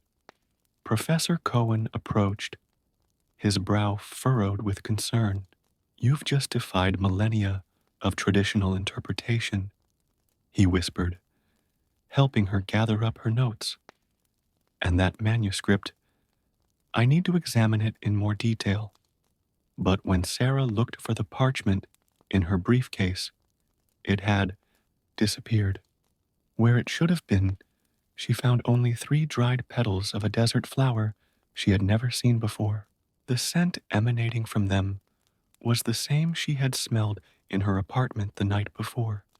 Back in her room, at the university, Sarah found a young student waiting for her. Rebecca, a doctoral student in feminist studies, was teary-eyed and holding her own wrist. "I've got the mark too," she said, showing 3 small crescent dots identical to Sarah's. Over the next few hours, more women began to appear in her office. Each of them bore the same mark, and they all reported vivid dreams of a woman with flaming hair. Sarah began to document each case, noticing an emerging pattern that went beyond coincidence. At home that night, Sarah delved even deeper into her research. She discovered ancient references to a group called the Daughters of the Night, women who, throughout the centuries, had kept the true story of Lilith alive. Her hands trembled as she read about secret rituals held under the full moon, where the marked women gathered to celebrate their connection with the first rebel. The phone rang, startling her. It was a familiar voice. Hannah. her maternal grandmother, who lived on a kibbutz in northern Israel. "Bubale," she said in an urgent tone, "we need to talk. There's something I should have told you a long time ago." Sarah took the first bus north in the morning. During the journey, she noticed other women on the bus, unconsciously touching her wrists, some exchanging meaningful glances with her. The story was spreading, not through words, but through a deeper, older connection. Hannah was waiting for her at the kibbutz gate, her blue eyes shining with an intensity that Sarah had never noticed before. Without saying a word, she led her to a small shed at the back of her house. There, under loose floorboards, was a wooden box carved with symbols that Sarah recognized from her research. "Your great-grandmother gave me this," Hannah explained, opening the box with trembling hands. Inside was an old diary and a necklace with a crescent-shaped pendant. "We are guardians, Sarah. For generations, the women in our family have protected the truth about Lilith." The diary was written in a mixture of Yiddish and ancient Hebrew, with pages and pages of stories about women who had been marked over the centuries. Some were healers, others scholars, artists, or rebels, all united by their connection to Lilith and their refusal to submit. "Why didn't you ever tell me?" Sarah asked, flipping through the yellowed pages with reverence. "Each guardian must discover her own path," Hannah replied, placing the necklace around her granddaughter's neck. "Awakening cannot be forced. And now, more than ever, we need to be prepared. The ancient prophecies speak of a time when the marked ones would come together again." Back in Tel Aviv, Sarah found her apartment ransacked. Someone had been looking for something. The manuscript, she suspected. On the wall, written in a language she recognized as ancient Aramaic, was a message. "The silence is ending." Professor Cohen called that evening, his voice tense. "Sarah, you need to be careful. There are powerful people interested in your findings, people who prefer certain truths to remain hidden." But it was too late to turn back. The mark on her wrist pulsed like a second heartbeat, and the dreams about Lilith became more and more vivid. In her night visions, she saw crowds of women gathered under the moonlight, their voices rising in an ancient chant that made the earth tremble. Rebecca organized a secret meeting with other marked women. They gathered in an old, abandoned building on the outskirts of town. There were dozens of them now, of all ages and backgrounds, each bringing their own story of awakening. As they shared their experiences, Sarah realized that she was witnessing the beginning of something that transcended her academic research. "It's no coincidence that we're meeting now," said an elderly woman in the group, her voice carrying the weight of wisdom. "The ancient texts speak of a time of revelation when the daughters of Lilith would rise again." That night, as the moon rose in the Tel Aviv sky, Sarah sat in her rearranged office, her great-grandmother's diary open in front of her. The words seemed to pulse with a life of their own. "Power is not in submission, but in the truth that has been denied us. We are all daughters of the first woman who said no." The wind blew through the open window, bringing with it the scent of desert flowers and a whisper that seemed to echo through the ages. "The awakening has begun." The meetings of the marked women began to grow exponentially. Sarah and Rebecca transformed an old abandoned warehouse into their meeting place, where dozens of women gathered to share their experiences and study the ancient texts. Sarah's great-grandmother's diary became a precious source of knowledge, revealing long-forgotten rituals and practices. Professor Cohen, although preoccupied, remained a valuable ally. He helped Sarah translate more obscure texts and protect her research from the more conservative eyes of the university. There is a historical pattern of repression of movements like this, he warned during an afternoon of study. We need to be cautious. One evening, while Sarah was working late in her office at the university, an unexpected presence surprised her.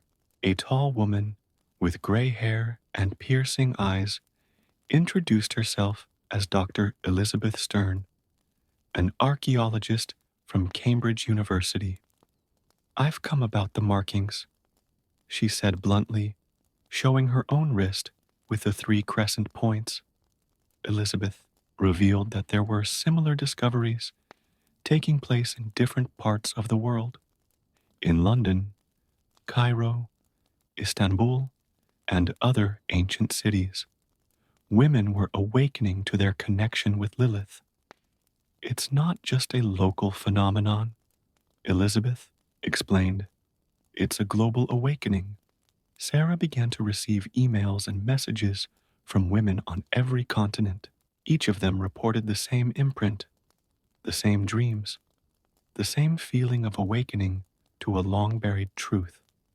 The movement was growing faster than anyone could have predicted. Hannah called again, her voice urgent.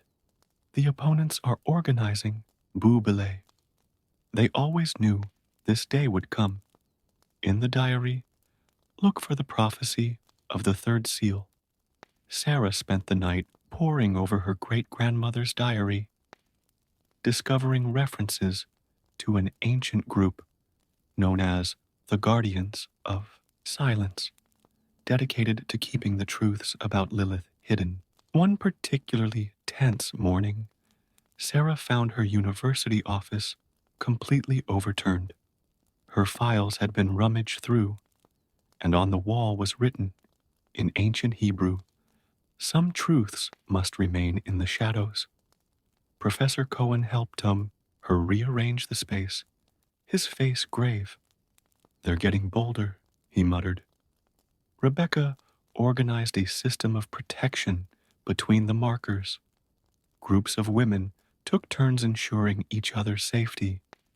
The warehouse was fortified and secret. Codes were established for communication. Modern technology was mixed with ancient practices, creating a network of protection and resistance.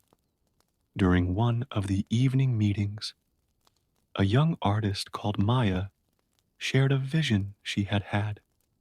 In her dreams, she saw a place in the desert where ancient inscriptions revealed the full story of Lilith.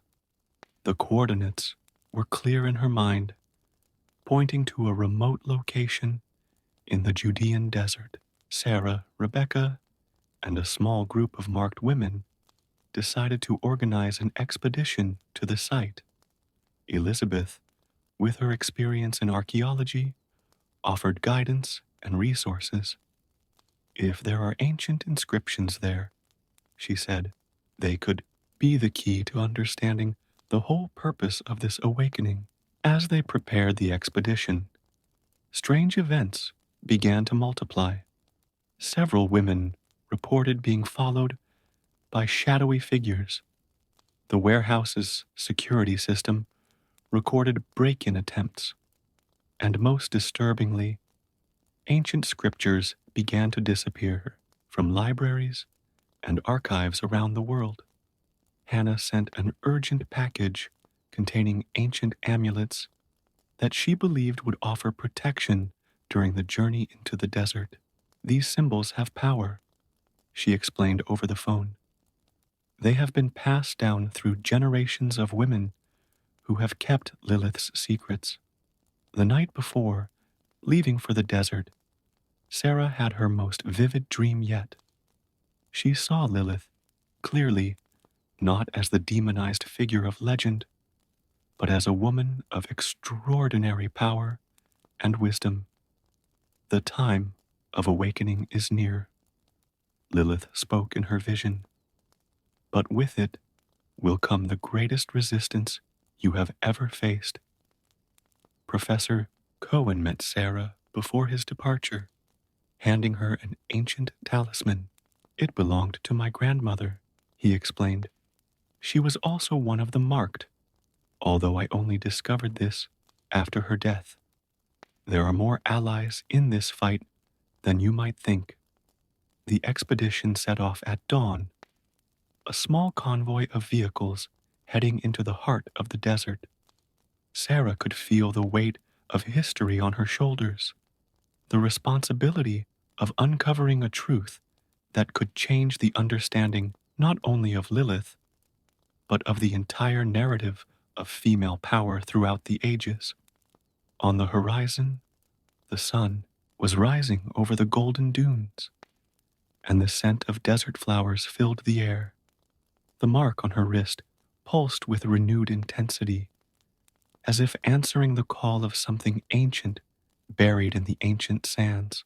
Sarah knew they were about to discover something that would change everything, if they could get there in time. The train moved through the desert as the sun climbed over the horizon.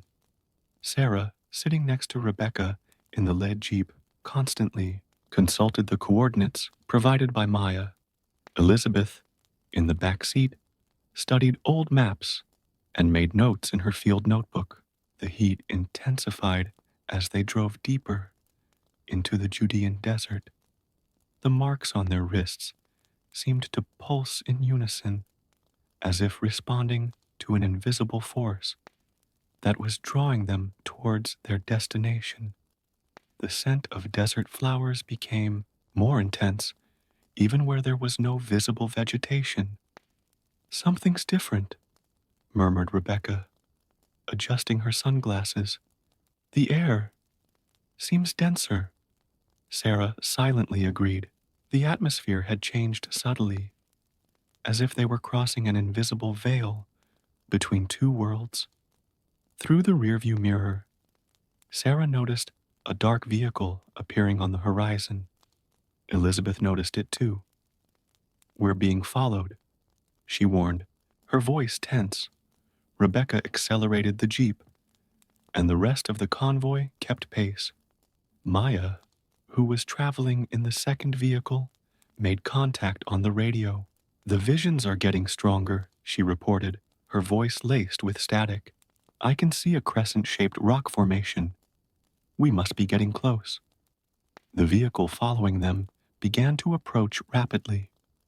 Sarah could make out 3 male figures wearing dark suits, a sight completely out of place in the desert environment. "The guardians of silence," whispered Elizabeth, instinctively clasping the amulet around her neck. Suddenly, a sandstorm came out of nowhere, enveloping the vehicles in a golden curtain. The radio crackled with interference, and for a moment Sarah could have sworn she heard a female giggle echoing through the static. The vehicle chasing them disappeared into the storm. When the dust cleared, they found themselves in a valley surrounded by ancient rock formations. Maya was right. A huge, crescent-shaped structure dominated the landscape. The rock walls were covered in inscriptions that shone in the midday sun. "This is it," Maya announced, climbing down from her vehicle, her eyes wide with wonder. Sarah approached the inscriptions, her heart beating fast. The symbols were a mixture of cuneiform writing and something older, more primordial. Elizabeth immediately began photographing and documenting the inscriptions. While other women set up a security perimeter, Sarah took her great-grandmother's diary out of her backpack, comparing some of the symbols. "This is incredible," she muttered. "They're the same inscriptions mentioned in the diary." Rebecca discovered a narrow entrance between the rocks. The air coming out of the opening was surprisingly fresh and charged with that same scent of desert flowers. The marks on her wrists pulsed more intensely now, almost glowing in the sunlight. "We need to get inside," decided Sarah, lighting a flashlight. Elizabeth agreed, preparing her documentation equipment. A small group, including Rebecca and Maya, followed them into the cave.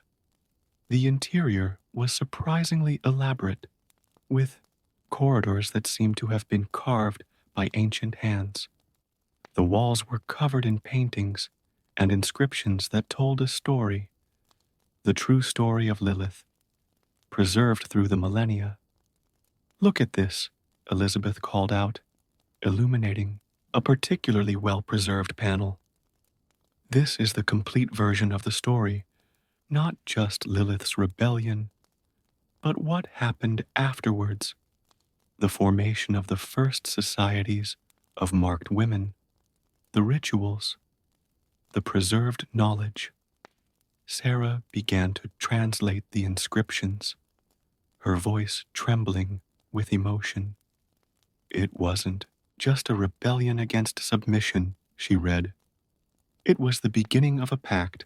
Lilith promised that she would return when her daughters were ready to reclaim their power." A sudden wind blew through the corridors, blowing out some of the lanterns. The scent of flowers intensified, and the marks on her wrists began to glow with a light of their own, illuminating the walls of the cave. Maya let out an exclamation of surprise, pointing to a side chamber they hadn't noticed before. In the center of the circular space, there was an ancient altar with a carved symbol, 3 intertwined crescents, identical to the marks on her wrists.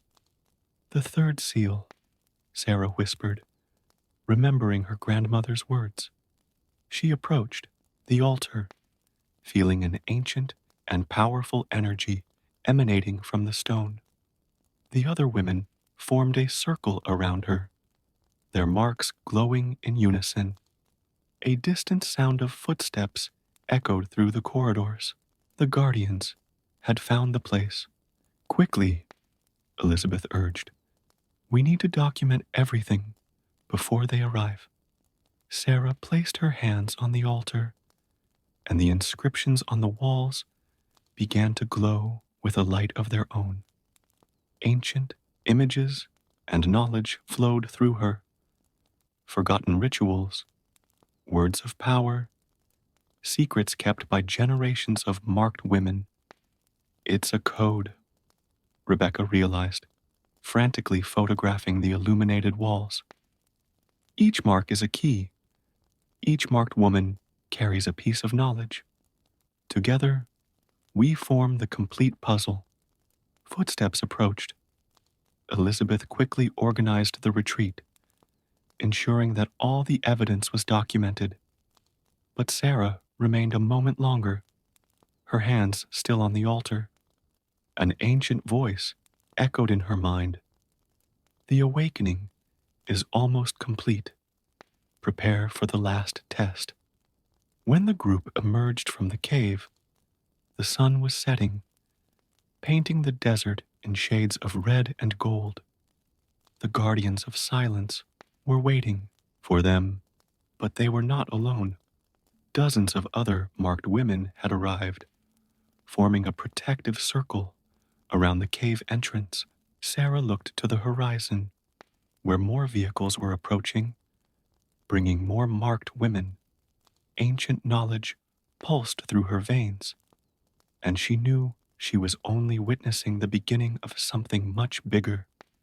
The real battle was about to begin. The tension was palpable as the two groups faced each other in the desert twilight. Sarah, still holding the newly acquired knowledge from the cave, felt the ancient power flowing through her.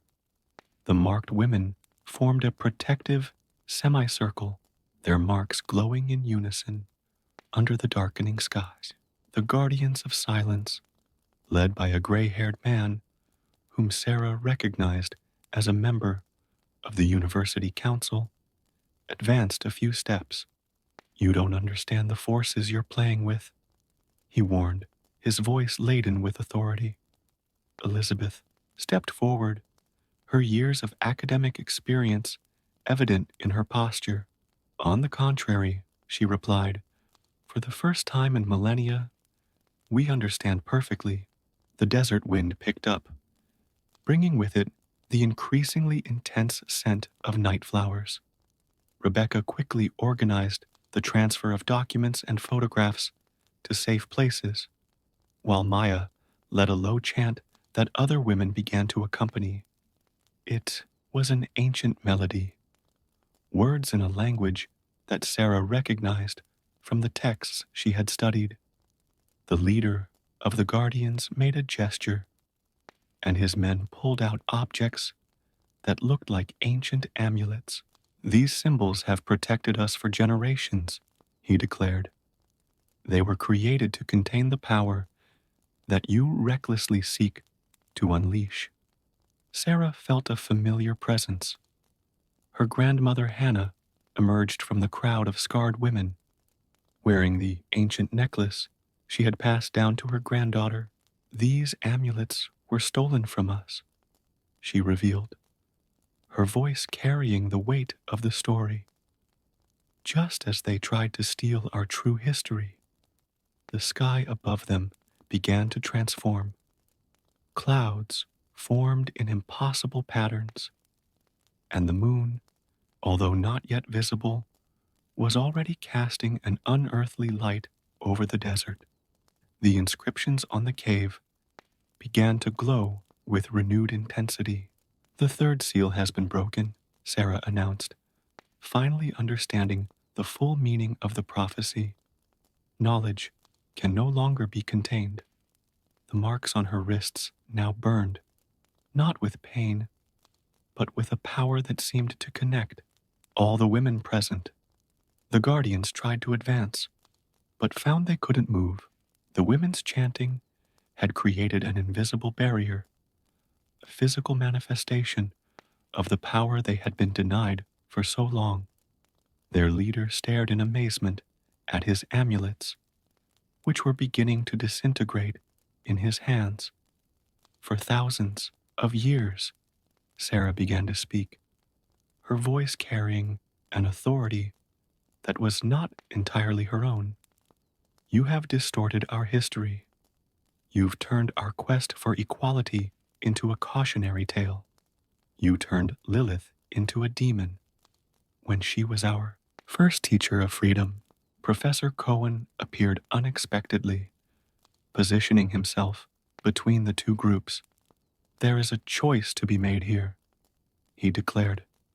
"Do we keep burying the truth, or do we finally allow it to come to light?"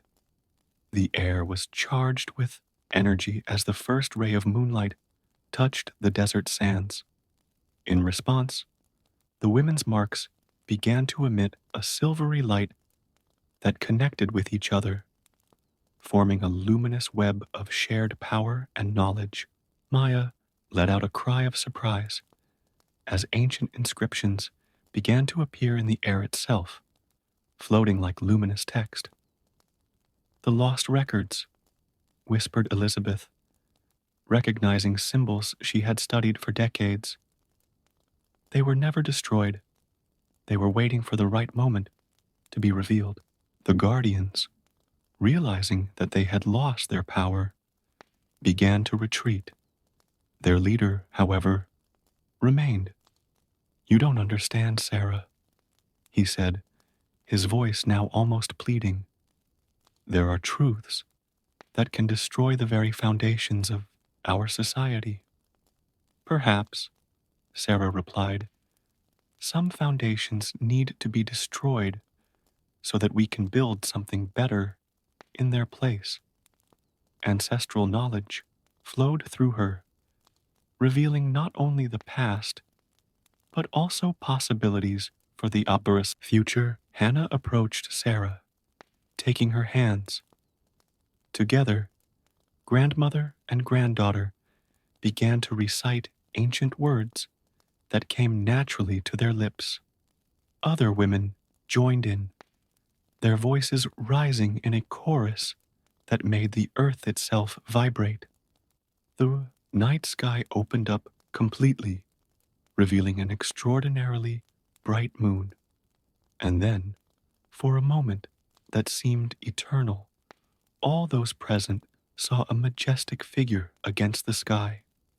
A woman with flaming hair and powerful wings, her smile both wild and wise. Lilith, Sarah whispered, realizing that the ancient prophecy was not about the return of a single figure, but about the awakening of the power they all shared. The luminous inscriptions began to merge with the women themselves, the ancient knowledge being absorbed not only into their minds, but into their very beings. Sarah understood that this was only the beginning. The real work was yet to come. What happens now? Asked Rebecca, still holding her camera that had documented everything. Sarah looked at the horizon, where the lights of other marked women kept coming into the desert. Now, she replied, we begin to retell our story, not as a warning, but as a promise of liberation. Dawn found the desert transformed. The guardians had left, their amulets reduced to dust. The marked women remained, sharing stories and knowledge that had lain dormant for millennia. Sarah knew that her academic journey had turned into something much bigger. The awakening wasn't just about recovering a lost history. It was about creating a future where power didn't have to mean domination, where female strength could finally be expressed to the full. As the sun rose over the ancient desert, the marked women began their journey back to the modern world, carrying with them a truth that could no longer be silenced. The scent of desert flowers lingered in the air, a constant reminder that some stories, once awakened, would never sleep again.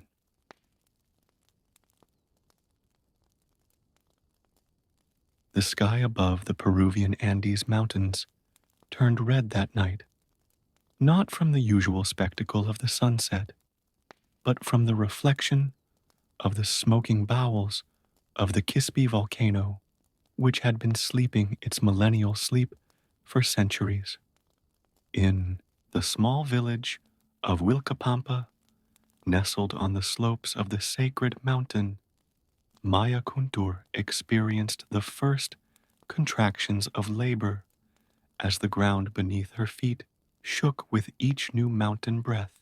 It's a sign from the gods, murmured the old midwife, Mama Quila, her wrinkled hands preparing the medicinal herbs as she watched through the window of the small adobe house at the spectacle of light and fire unfolding in the sky. Maya's husband, Tupac, a man of few words and much wisdom, held his wife's hand tightly, his dark eyes reflecting the red glow that invaded the room through the only window. The contractions increased, along with the intensity of the eruption, as if mother and mountain were connected in an ancient dance.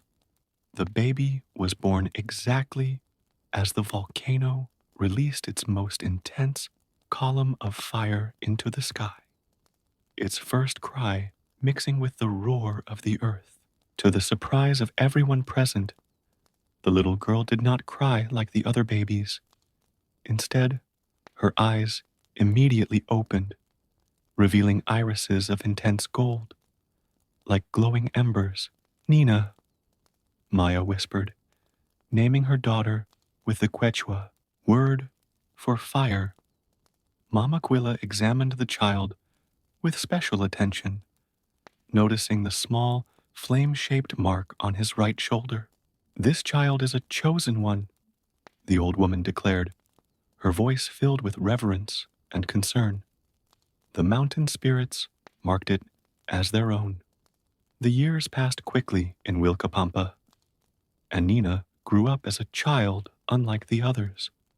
While her friends played with straw dolls and played hopscotch in the dirt courtyards, she was often found sitting alone on the highest slopes, her golden eyes fixed on the smoking summit of the Kispi, as if listening to a song only she could hear.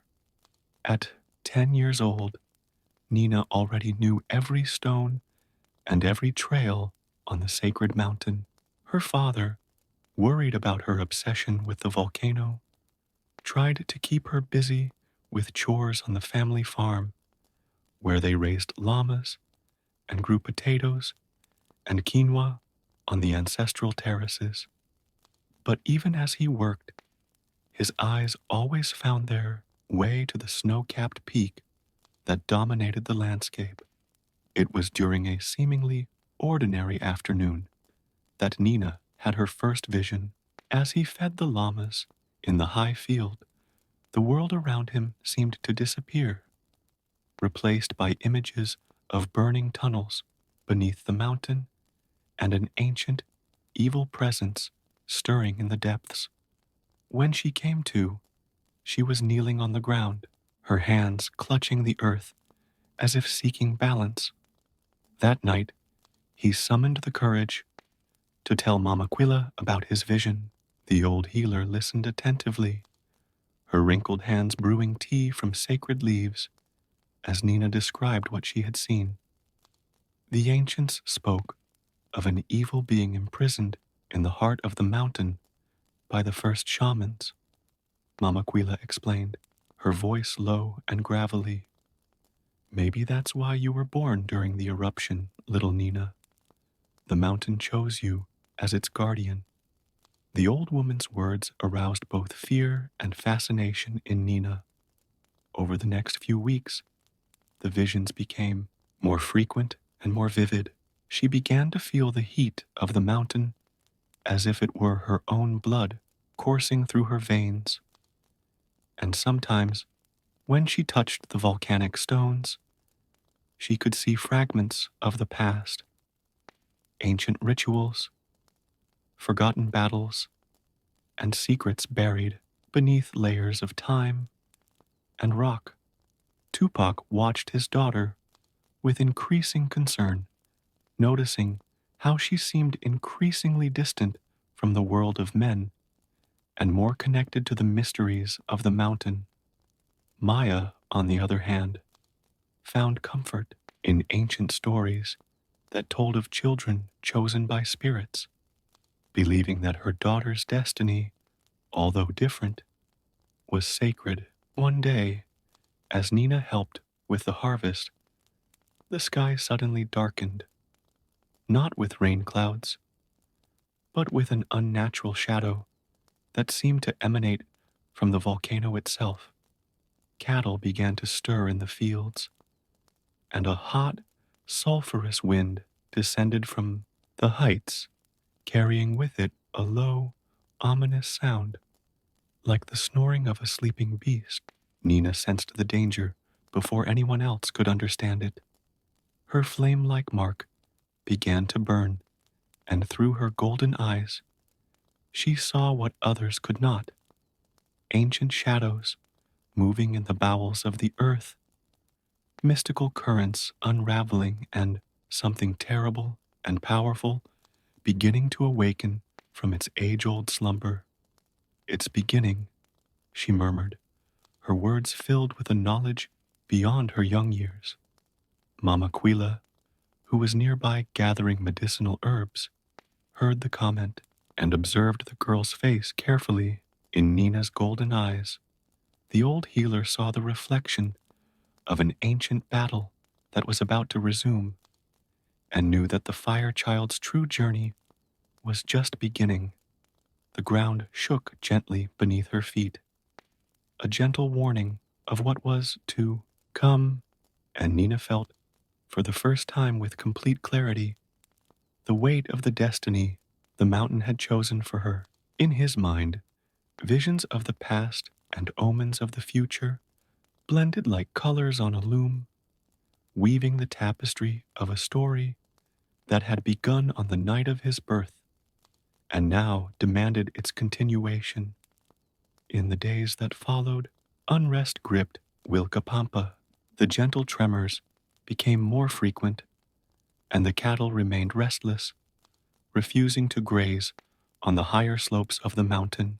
Nina spent more and more time observing Kispi, feeling the subtle changes within her as if they were her own emotions. Mama Quila began to instruct Nina in ancient knowledge, passing on secrets kept by generations of healers.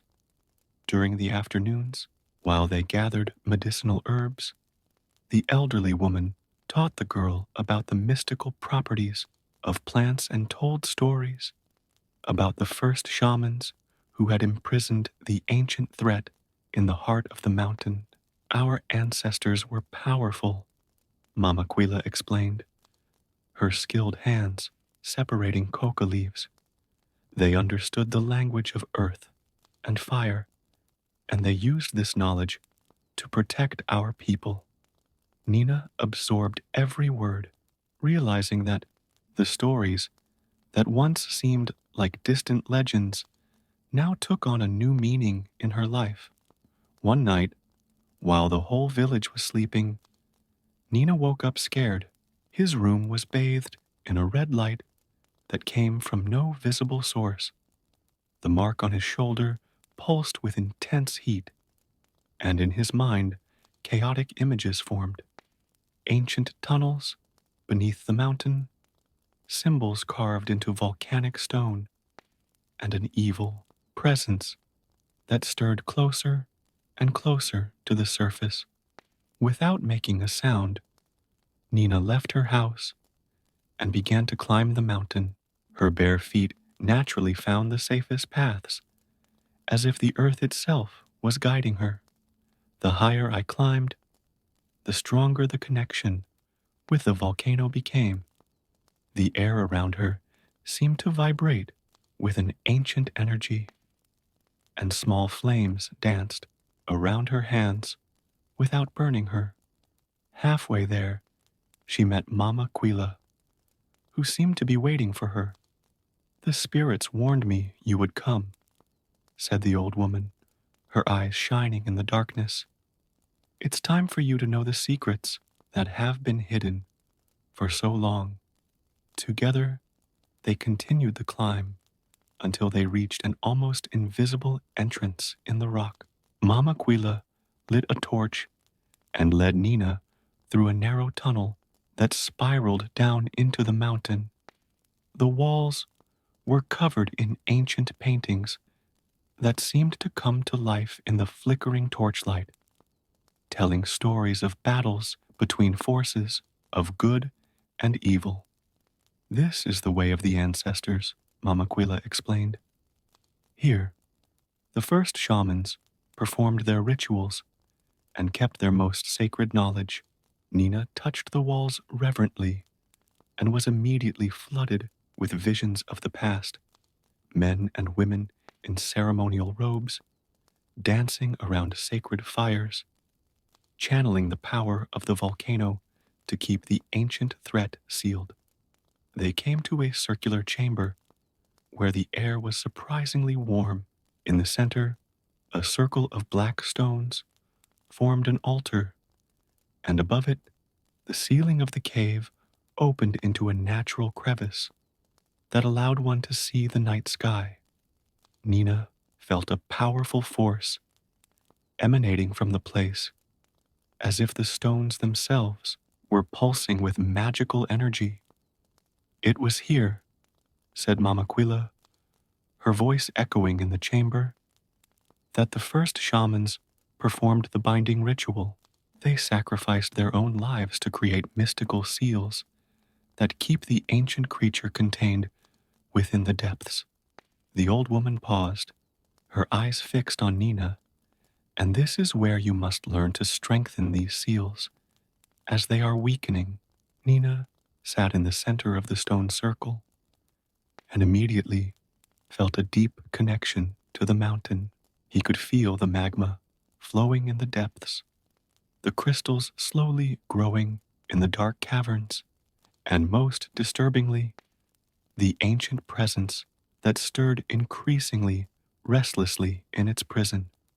Mama Quilla began to teach Nina the sacred chants, words in a language older than Quechua itself, which resonated with power from the cave walls. As they sang together, small blue flames began to dance around the circle of stones, and Nina felt her own power grow, merging with the ancient energy of the place.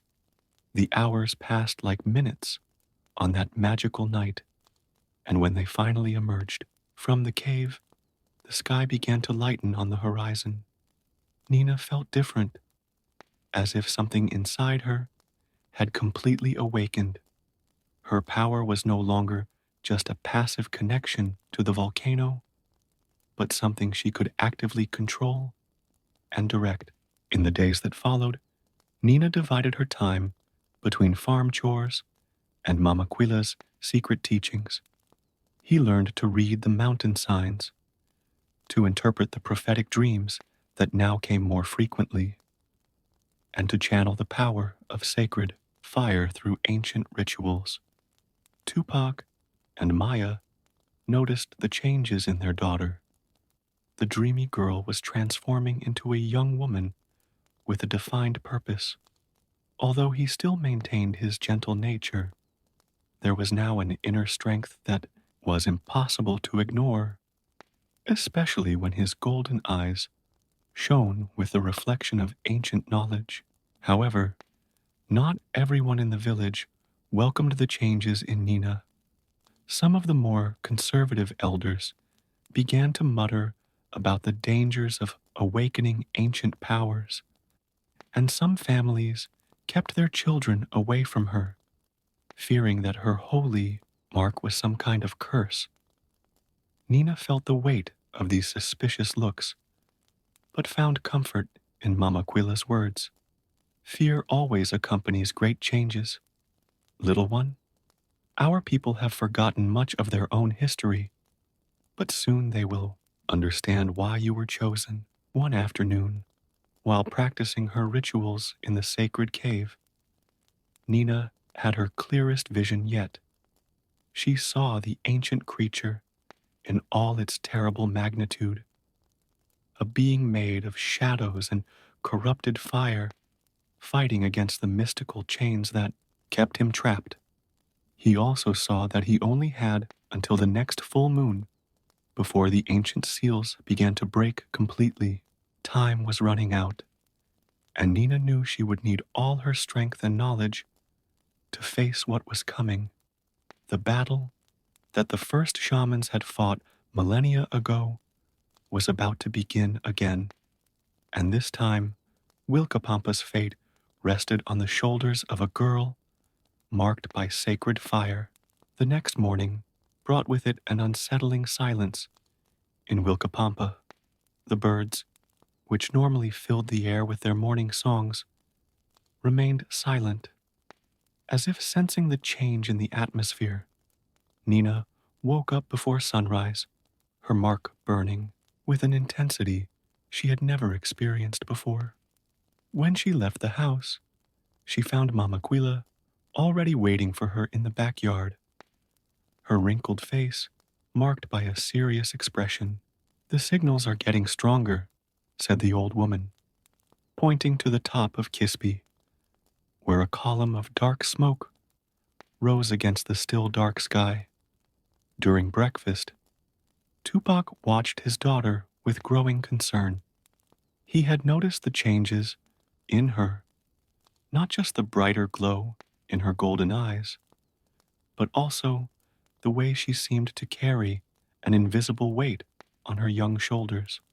Maya, preparing quinoa on the clay stove, silently shared her husband's apprehension. "Nina," Tupac called, finally breaking the silence. Your mother and I have noticed that something is different. Maybe it's time to tell us what's really going on. His voice was gentle but firm, carrying the paternal authority that Nina had always respected. The girl exchanged a look with Mama Quila, who nodded slightly. It was time for truth. Nina began to tell about her visions, about the ancient threat that was awakening in the depths of the mountain, and about her role as chosen guardian. As he spoke, small flames unconsciously danced around his fingers, illustrating his point unmistakably. Maya dropped the spoon she was holding, but not out of fear.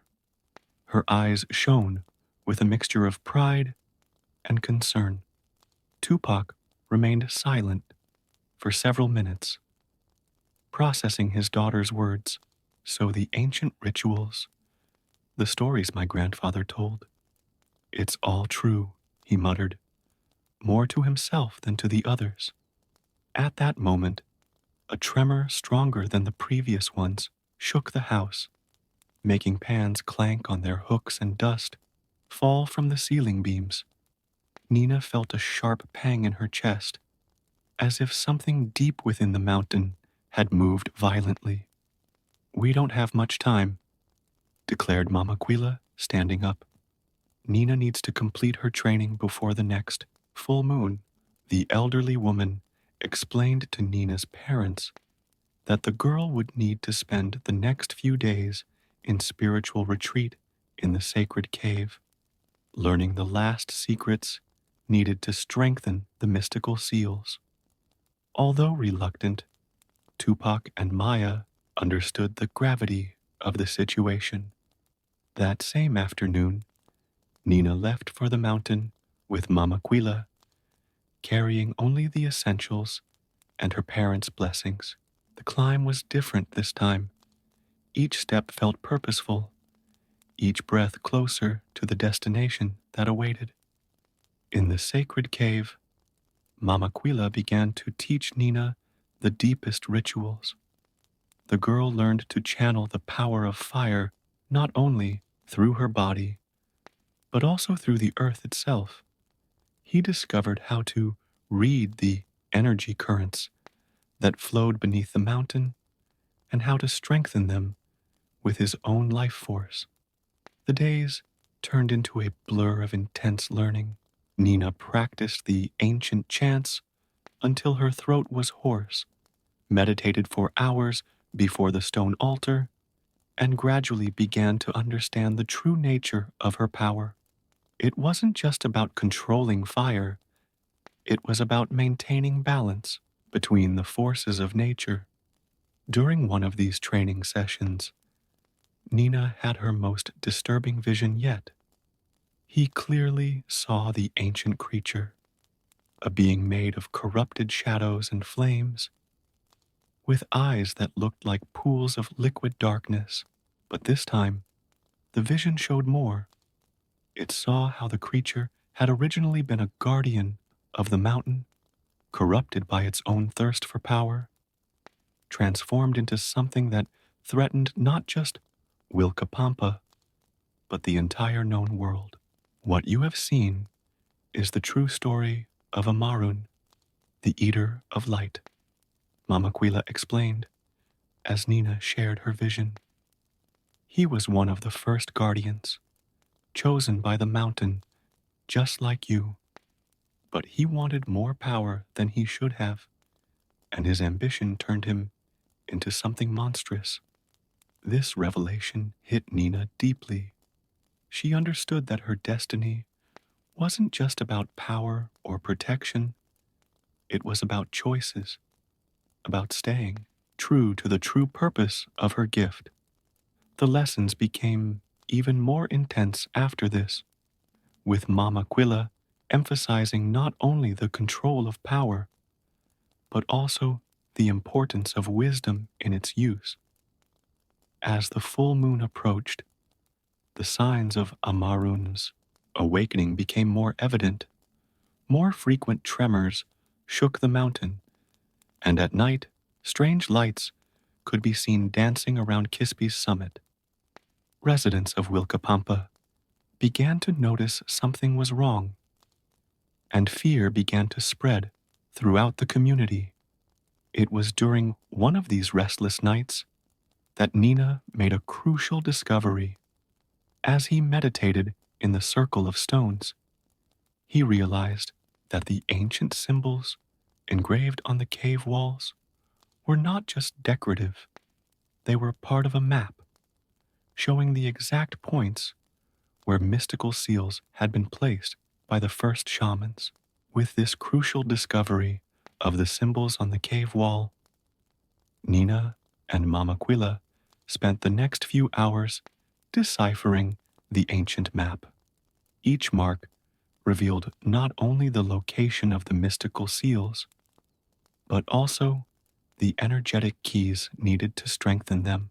It was precious knowledge that had been lost over time, preserved only in the walls of the sacred cave.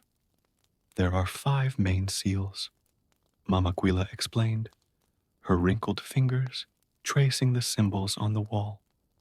Each represents an element of nature and must be renewed in a specific order. Nina watched intently, feeling the ancient power pulse through the marks etched into the stone. The first seal was located in a deep crevice near the base of the mountain, representing connection to the earth. The second, in a sacred waterfall that descended from the Kispi, symbolized water. The third was at the highest point of the mountain, where the winds were strongest. The fourth seal was found in a cave that contained ancient crystals, representing the spirit. And the last, most important, was in the very heart of the volcano, symbolizing the sacred fire. Nina knew she couldn't strengthen all the seals alone. She would need the community's help. But how to convince people who had begun to fear her? The answer came from an unexpected source. During a particularly restless night, when the tremors were most intense, a group of villagers, led by Tupac, climbed up to the sacred cave. "We came to offer our help," Tupac said, his firm voice echoing off the cave walls. "The elders have finally recognized the signs. The ancient stories are alive in our memories, and we know we must unite to protect our land." Nina's heart was filled with hope as she saw familiar faces among the visitors, neighbors, childhood friends, even some of those who had previously avoided her. Mama Quilla smiled, satisfied. "The mountain spirits are bringing us together," she said, just as it was in ancient times. With the full moon quickly approaching, preparations for the seal strengthening ritual began. The community organized itself into groups, each responsible for a different aspect of the ceremony. Some collected sacred herbs, others prepared traditional offerings, while the older ones taught the younger people the ancient songs. Maya led a group of women who wove ceremonial cloaks with symbols of protection. Their skilled hands wove colorful threads with silent prayers, creating patterns that told the story of the mountain and its people. Nina received a special cloak, black as night and embroidered with golden threads that resembled tongues of fire. Meanwhile, the mountain's tremors intensified. During a particularly tense afternoon, Nina felt a different disturbance. Something was trying to communicate with her through the volcano. In deep meditation, she managed to distinguish an ancient voice, not that of Amarun, but that of the mountain spirit itself. The voice did not use words, but transmitted images and sensations. Nina saw how the Kispi had been a place of balance for millennia, how Amarun had been corrupted, and how her imprisonment, although necessary, had created a disharmony that needed to be corrected. The real challenge would not just be renewing the seals, but restoring the lost balance. With this understanding, Nina began to modify plans for the ritual. It wouldn't be enough to simply strengthen the old prisons. They would need to create a new type of seal, one that not only contained Amarun, but also offered a chance at redemption. It was a bold thought, and when she shared her idea with Mama Quila, the old woman was silent for a long moment. "It's dangerous," the healer finally said, "but you're right. True power lies not in domination, but in transformation." From that moment on, preparations took on a new dimension. In addition to protection rituals, they included elements of healing and renewal. On the eve of the full moon, an atmosphere of expectation hung over Wilcapampa. The air was charged with energy, and even those without mystical sensitivity could sense that something extraordinary was about to happen. Nina spent the day fasting and meditating, connecting deeply with the power of the mountain. At night, the community gathered around the entrance to the sacred cave. Dressed in their ceremonial robes and carrying torches, they formed a circle as Mama Quila led the opening prayers. The wind was blowing with unusual force, carrying the smell of sulfur from the depths of the volcano. Nina stood in the center of the circle, her black cloak billowing like wings of fire in the torchlight. His golden eyes glowed with an unearthly intensity, and the mark on his shoulder pulsed visibly through the fabric. As she began to sing the ancient verses, her voice seemed to carry the power of generations of guardians. The ritual would need to begin exactly at midnight, when the full moon was at its highest point in the sky. As the minutes passed, Nina could feel Amarun stirring in the depths, as if he knew his fate was about to be decided. The coming battle would not just be physical or magical, it would be a fight for the soul of the mountain itself. As the pivotal moment approached, Nina looked at the faces around her, her family, her friends, her community. He saw in them not just fear or expectation, but a collective strength that transcended generations. She was not alone on this journey, and this understanding gave her a confidence that no training could provide. The first chime of midnight echoed across the valley, and Nina knew the time had come. The fate of Wilcapampa, the Kispi, and Amarun was about to be decided, and she was ready to face whatever came from the depths of the sacred mountain. The first stroke of midnight echoed across the valley, and Nina began the ritual with an ancient song that seemed to come from the very depths of the earth. The circle's participants responded in unison, their voices blending with the wind that was blowing stronger and stronger around the mountain. Nina started moving towards the first seal, near the base of the mountain. The group followed in solemn procession, their torches creating a river of light that snaked down the hillside. As they reached the crack where the first seal was, Nina could feel the ancient energy pulsing through the rock. Positioning herself over the earth seal, she began the strengthening ritual, but this time incorporating the elements of transformation she had discovered. Her hands touched the ground, and through that contact, she could feel the deep roots of the mountain, the energy currents that flowed like underground rivers. The second seal, in the sacred waterfall, presented a different challenge. The water, normally crystal clear, was cloudy and emanated an unnatural heat. Nina dipped her hands into the churning stream and was instantly flooded with visions of the past, saw how the water had been used not only to imprison, but also to purify. As they worked on each seal, Amarun's presence became more tangible. More intense tremors shook the mountain, and strange lights danced in the air around them. In the third seal, where the winds were strongest, Nina had to struggle to stay upright while channeling her power through the air element. It was in the fourth seal, in the cave of crystals, that the first true test took place. As Nina began the ritual, a dark energy erupted from the crystals, attempting to corrupt the strengthening process.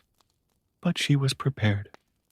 Using the knowledge that Mama Quilla had imparted to him, he transformed the negative energy into light, redirecting it to strengthen the previous seals. The last and most crucial seal waited in the heart of the volcano. The path there was dangerous, with toxic vapors and unstable rocks.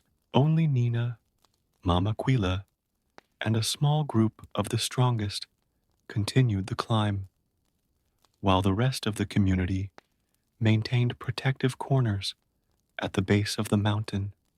When they finally reached the central chamber, where the last seal was located, Nina felt Amaran's presence stronger than ever. The air was thick with magical energy, and the cave walls pulsed with an ominous red glow. "He's trying to break free," Mama Quilla warned, her voice tense with urgency. Nina could see the ancient mystical chains that bound Amaran beginning to unravel, like threads of light fraying under great pressure. It was at this critical moment that Nina fully understood what she needed to do. It was not enough to simply renew the prisons. It was necessary to establish a new type of connection. Positioning herself in the center of the seal, she began a different chant, older than the others. Words that seemed to come directly from the heart of the mountain. As he chanted, his power grew until his entire body glowed with golden light. Through this light, she could see Amarun clearly, not only his current corrupted form, but also what he had been before, a noble guardian, a protector of the mountain. Nina extended her consciousness towards the entity, not with the intention of subduing, but of understanding. "You were chosen once too," she spoke in her mind. "You loved this mountain too." For a moment, there was only silence. Then, an ancient and powerful voice responded, filled with anger and pain accumulated over millennia. Nina felt the weight of all that bitterness, but she didn't back down. Instead, she opened her heart even further, sharing her own connection to the mountain, her understanding of the true meaning of being a guardian. The battle that followed was not physical, but spiritual.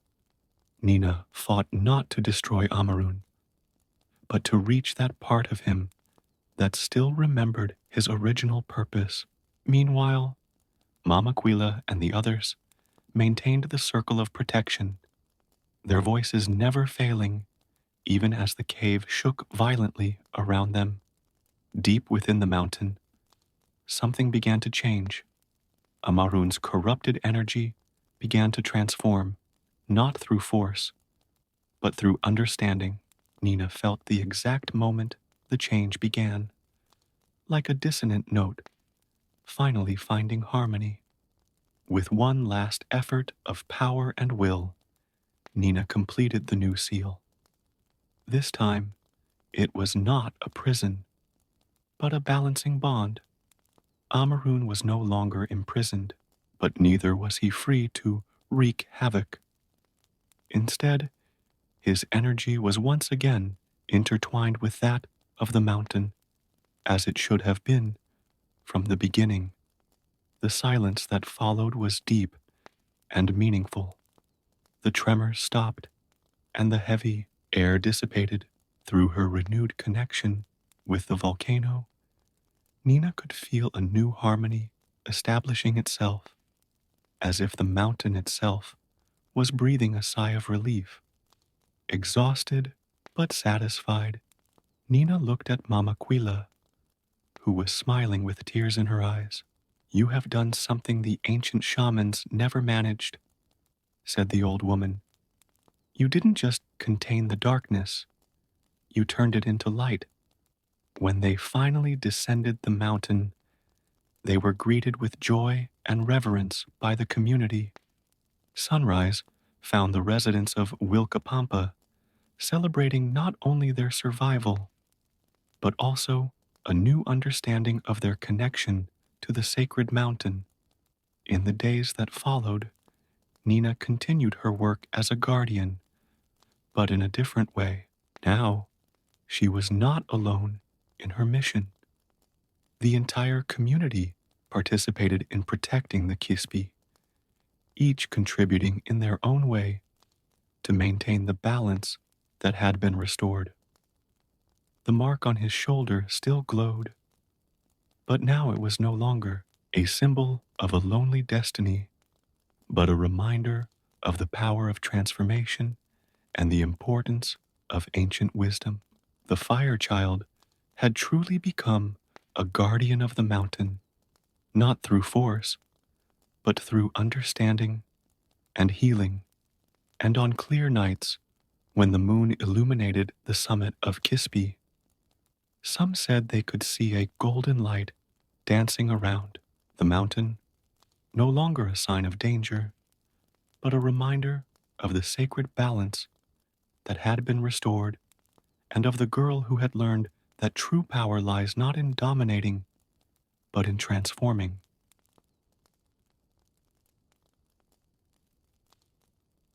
The wind howled across the green hills of ancient Ireland, carrying with it the unmistakable smell of war. Aodhan watched from a cliff as two powerful forces gathered on the plains below, their banners fluttering violently against the gray sky. On one side, the Tuatha De Danann nobles, with their golden armor and magical spears.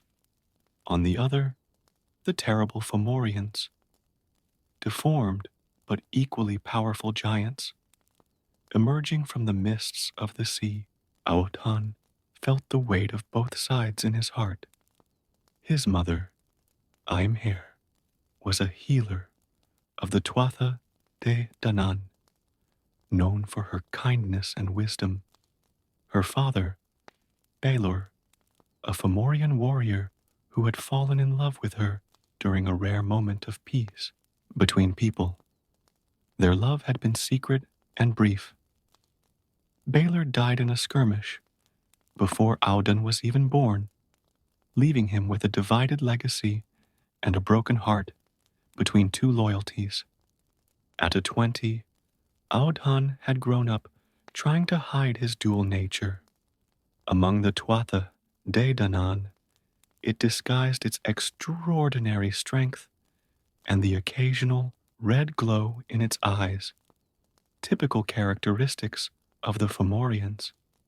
His mother had taught him the magical arts of her people, but deep inside, he also felt the call of the sea and the storm, an inheritance from his father, Aodhan. The voice of Niamh, his childhood friend and confidant, brought him out of his thoughts.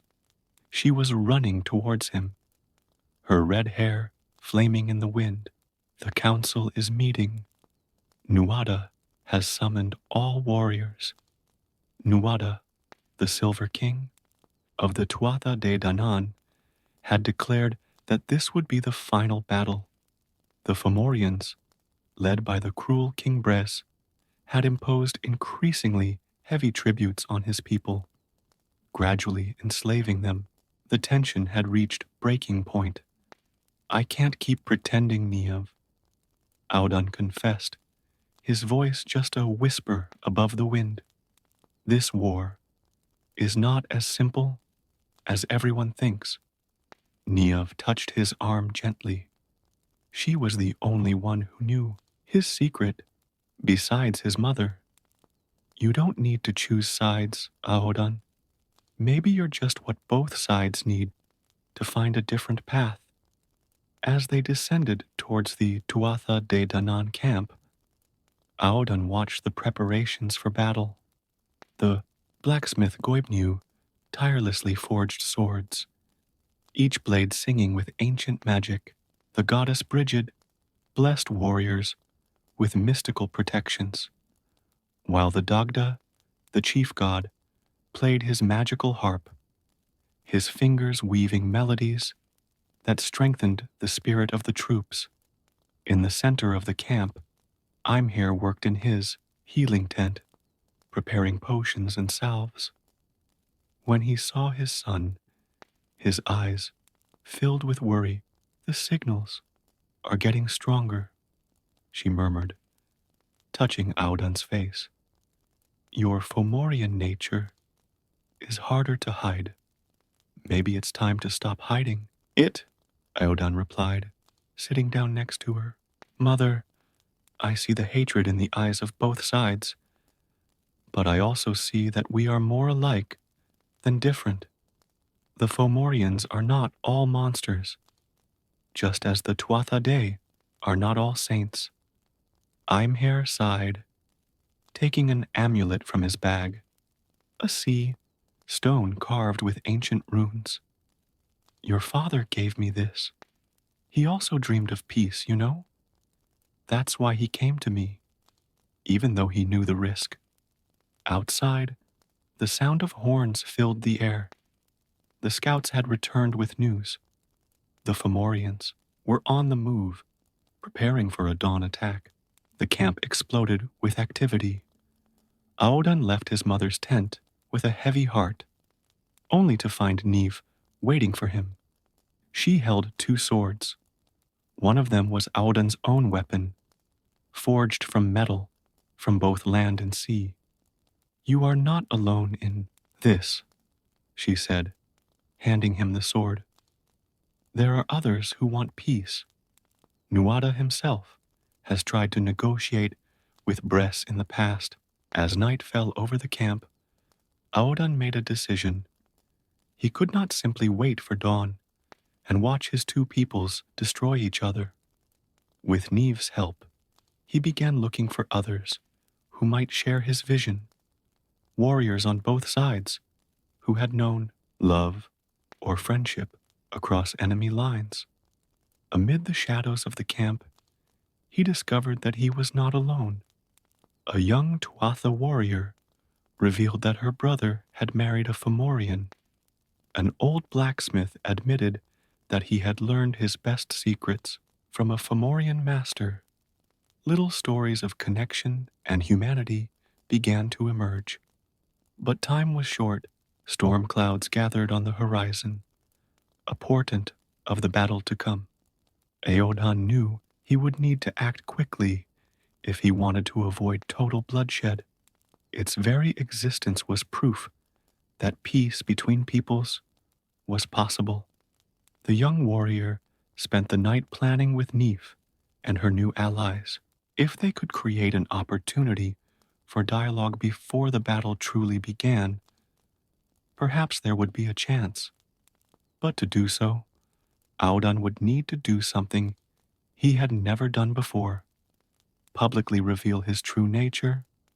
As the first rays of sunlight began to dye the horizon red, Audan was standing on the cliff again, watching the two forces line up for combat. This time, however, he was not alone. Niamh was by his side, along with a small group of others who believed there had to be a better way. The moment of truth was approaching, and with it, the chance to change the course of history. Aodan clutched his father's amulet in one hand and his sword in the other, preparing to do something that could either unite or destroy both worlds he carried in his blood. Dawn brought with it a heavy silence, broken only by the occasional clinking of armor and the whisper of wind across the plains. Aodhan, with his allies at his side, descended the cliff towards the valley where the two forces prepared for confrontation. His heart was beating fast, not from fear of the impending battle, but from the magnitude of what he was about to attempt. Niam walked nearby, her presence a constant source of strength. "Remember," she murmured, "you're not the only one carrying the weight of both worlds." His green eyes glowed with determination as he signaled the other members of his small group to strategically spread out between the ranks. In the camp of the Tuatha De Danann, King Nuada was making final preparations. His silver hand, a mark of his restored kingship, gleamed in the light of the rising sun as he marshaled his troops. Aodhan watched as some of the warriors he had spoken to during the night exchanged meaningful glances. Small seeds of doubt about the necessity of this conflict were already beginning to sprout. I'm Here emerged from his healing tent, carrying a leather pouch filled with potions and protective amulets. Upon seeing his son, his eyes filled with understanding. "You chose your path," she said, not as a question, but as an observation. He took a necklace with a blue-green stone from his neck and placed it in Aodhan's hands. "It was your father's. He said it shined brightest when peace was near." Across the battlefield, the Fomorians arranged themselves into intimidating formations. Their giant warriors wielded massive weapons, and the air around them seemed thicker, charged with their own ancient form of magic. Aodan could feel their power resonating in his own blood, an ancient calling he could no longer ignore. With a decisive movement, Aodan began walking towards the center of the battlefield. Niav made to follow him, but he gently signaled her to stay where she was. "This moment needed to be yours alone. Kings and warriors of the two most ancient peoples of this land." His voice thundered across the valley, amplified by a magic he didn't even know he possessed. "Before the first blood is spilled, I ask you to listen to me." The silence that followed was absolute. All eyes turned to the lone figure who dared to stand between two armies ready for war. Aodan felt the weight of those looks, but he stood firm. "My name is Aodan, son of Imher of the Tuatha De Danann," he began, his voice clear and strong. He paused, gathering his courage for the next part. "And son of Balor of the Fomorians." A murmur of shock ran through both armies. Aodan allowed his dual nature to fully manifest for the first time. His eyes took on the red glow characteristic of Fomorians, while his hands emanated the soft golden light of Tuatha magic. "Look at me," he continued. "I am living proof that our people are not as different as they think. The blood of both races runs through my veins, and in my heart I carry the stories and traditions of both cultures." Nuada took a few steps forward, his expression a mixture of surprise and curiosity. From the Fomorian side, one of the generals, who Aodan recognized as Ruad, one of the few who had known his father, also approached. "Overnight," Aodan continued, "I discovered that I am not alone. There are others among us who have built bridges between our peoples through love, friendship, and mutual respect. How many of you have similar stories hidden in your hearts? One by one, those Ahodan had spoken to during the night began to speak out. A Tuatha warrior spoke of her brother and his Fomorian wife. The old blacksmith shared his stories of learning from masters of both peoples. Each testimony was a small crack in the wall of hatred that separated the two races. I'm here walked to stand beside his son, his presence adding weight to his words. I met Baylor during a period of truce, she said, her voice carrying both love and sadness. He showed me that kindness and wisdom know no boundaries among our people. The amulet Aodan carried began to glow with a bluish light, as if responding to the memory of its former owner. The stone in the necklace that her mother had just given her emitted a similar glow, creating a spectacle that no one could ignore. This battle does not need to happen, Aodan declared. We can choose a different path. The Fomorians have knowledge and skills that the Tuatha De Danann could learn, and the same is true in reverse. Together, we could build something greater than any of our people could achieve alone. The silence that followed was profound, full of possibilities. Niev approached, bringing with her others who had committed themselves to the cause of peace. The circle around Aodan slowly grew, including members from both sides. But not everyone was convinced. King Bress of the Fomorians watched the scene with narrowed eyes, his rigid posture showing his distrust. Some of the oldest warriors on both sides stood firm, decades of conflict weighing more than words of hope. The moment of truth had arrived. The next words and actions would determine whether the rising sun would illuminate a bloody battlefield or the first day of a new era of mutual understanding.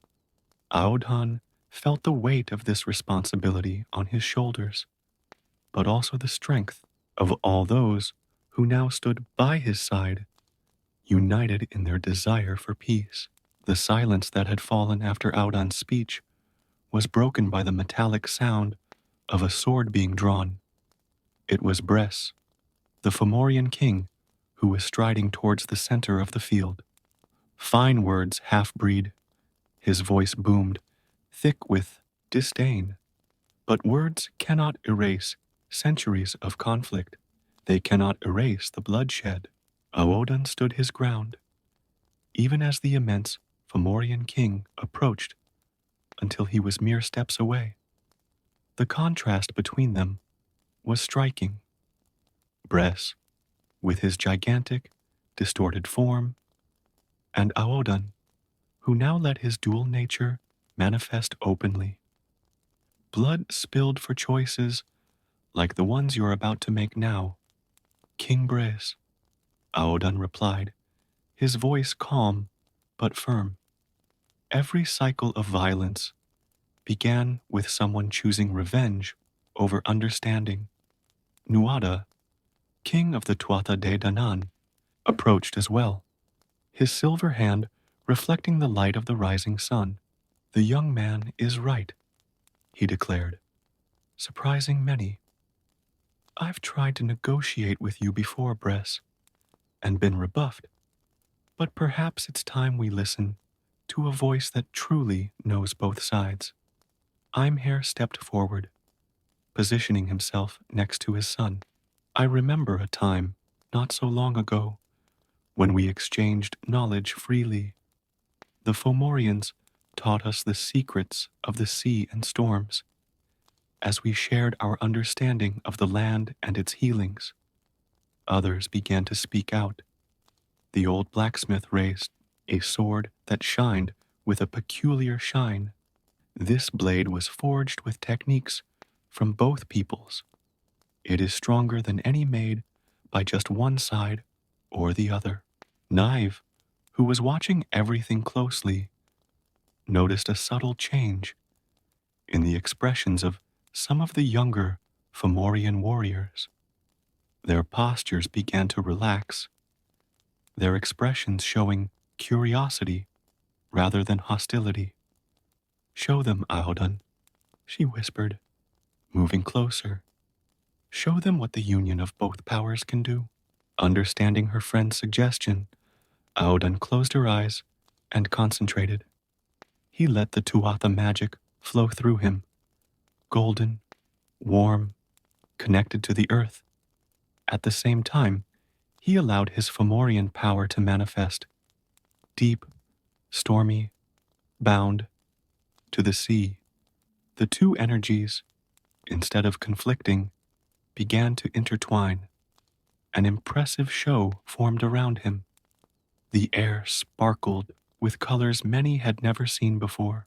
The grass beneath his feet bloomed with renewed life, while small clouds of gentle rain formed above, nourishing the earth with purified seawater.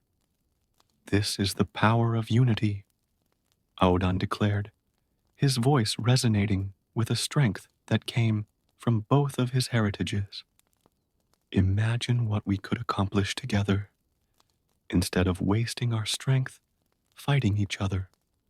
Ruad, the Fomorian general who had known his father, stepped forward. "Baylor was talking about something like that," he revealed, his voice hoarse with emotion. "It spoke of a future where our people could share their gifts rather than use them for destruction." Bress, however, didn't seem convinced. His eyes glowed with an ancient fury. "What about the taxes, the lands, the power? Do you expect us to just forget all that?" "No," Aodan replied. "I hope we find a fair way to share. The Tuatha De Danann have fertile lands that could benefit both peoples. The Fomorians have knowledge of the sea that could enrich us all. Why divide and conquer when we can unite and prosper?"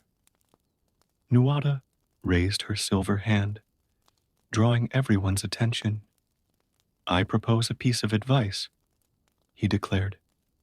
"Not a war council, but a peace council, where representatives of both peoples can come together and discuss how we can build that future together." The tension in the air was palpable as everyone awaited Bress's response.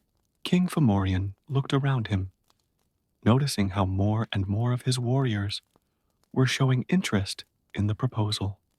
Even among his closest advisors, there were signs that Aodan's words had touched something deep.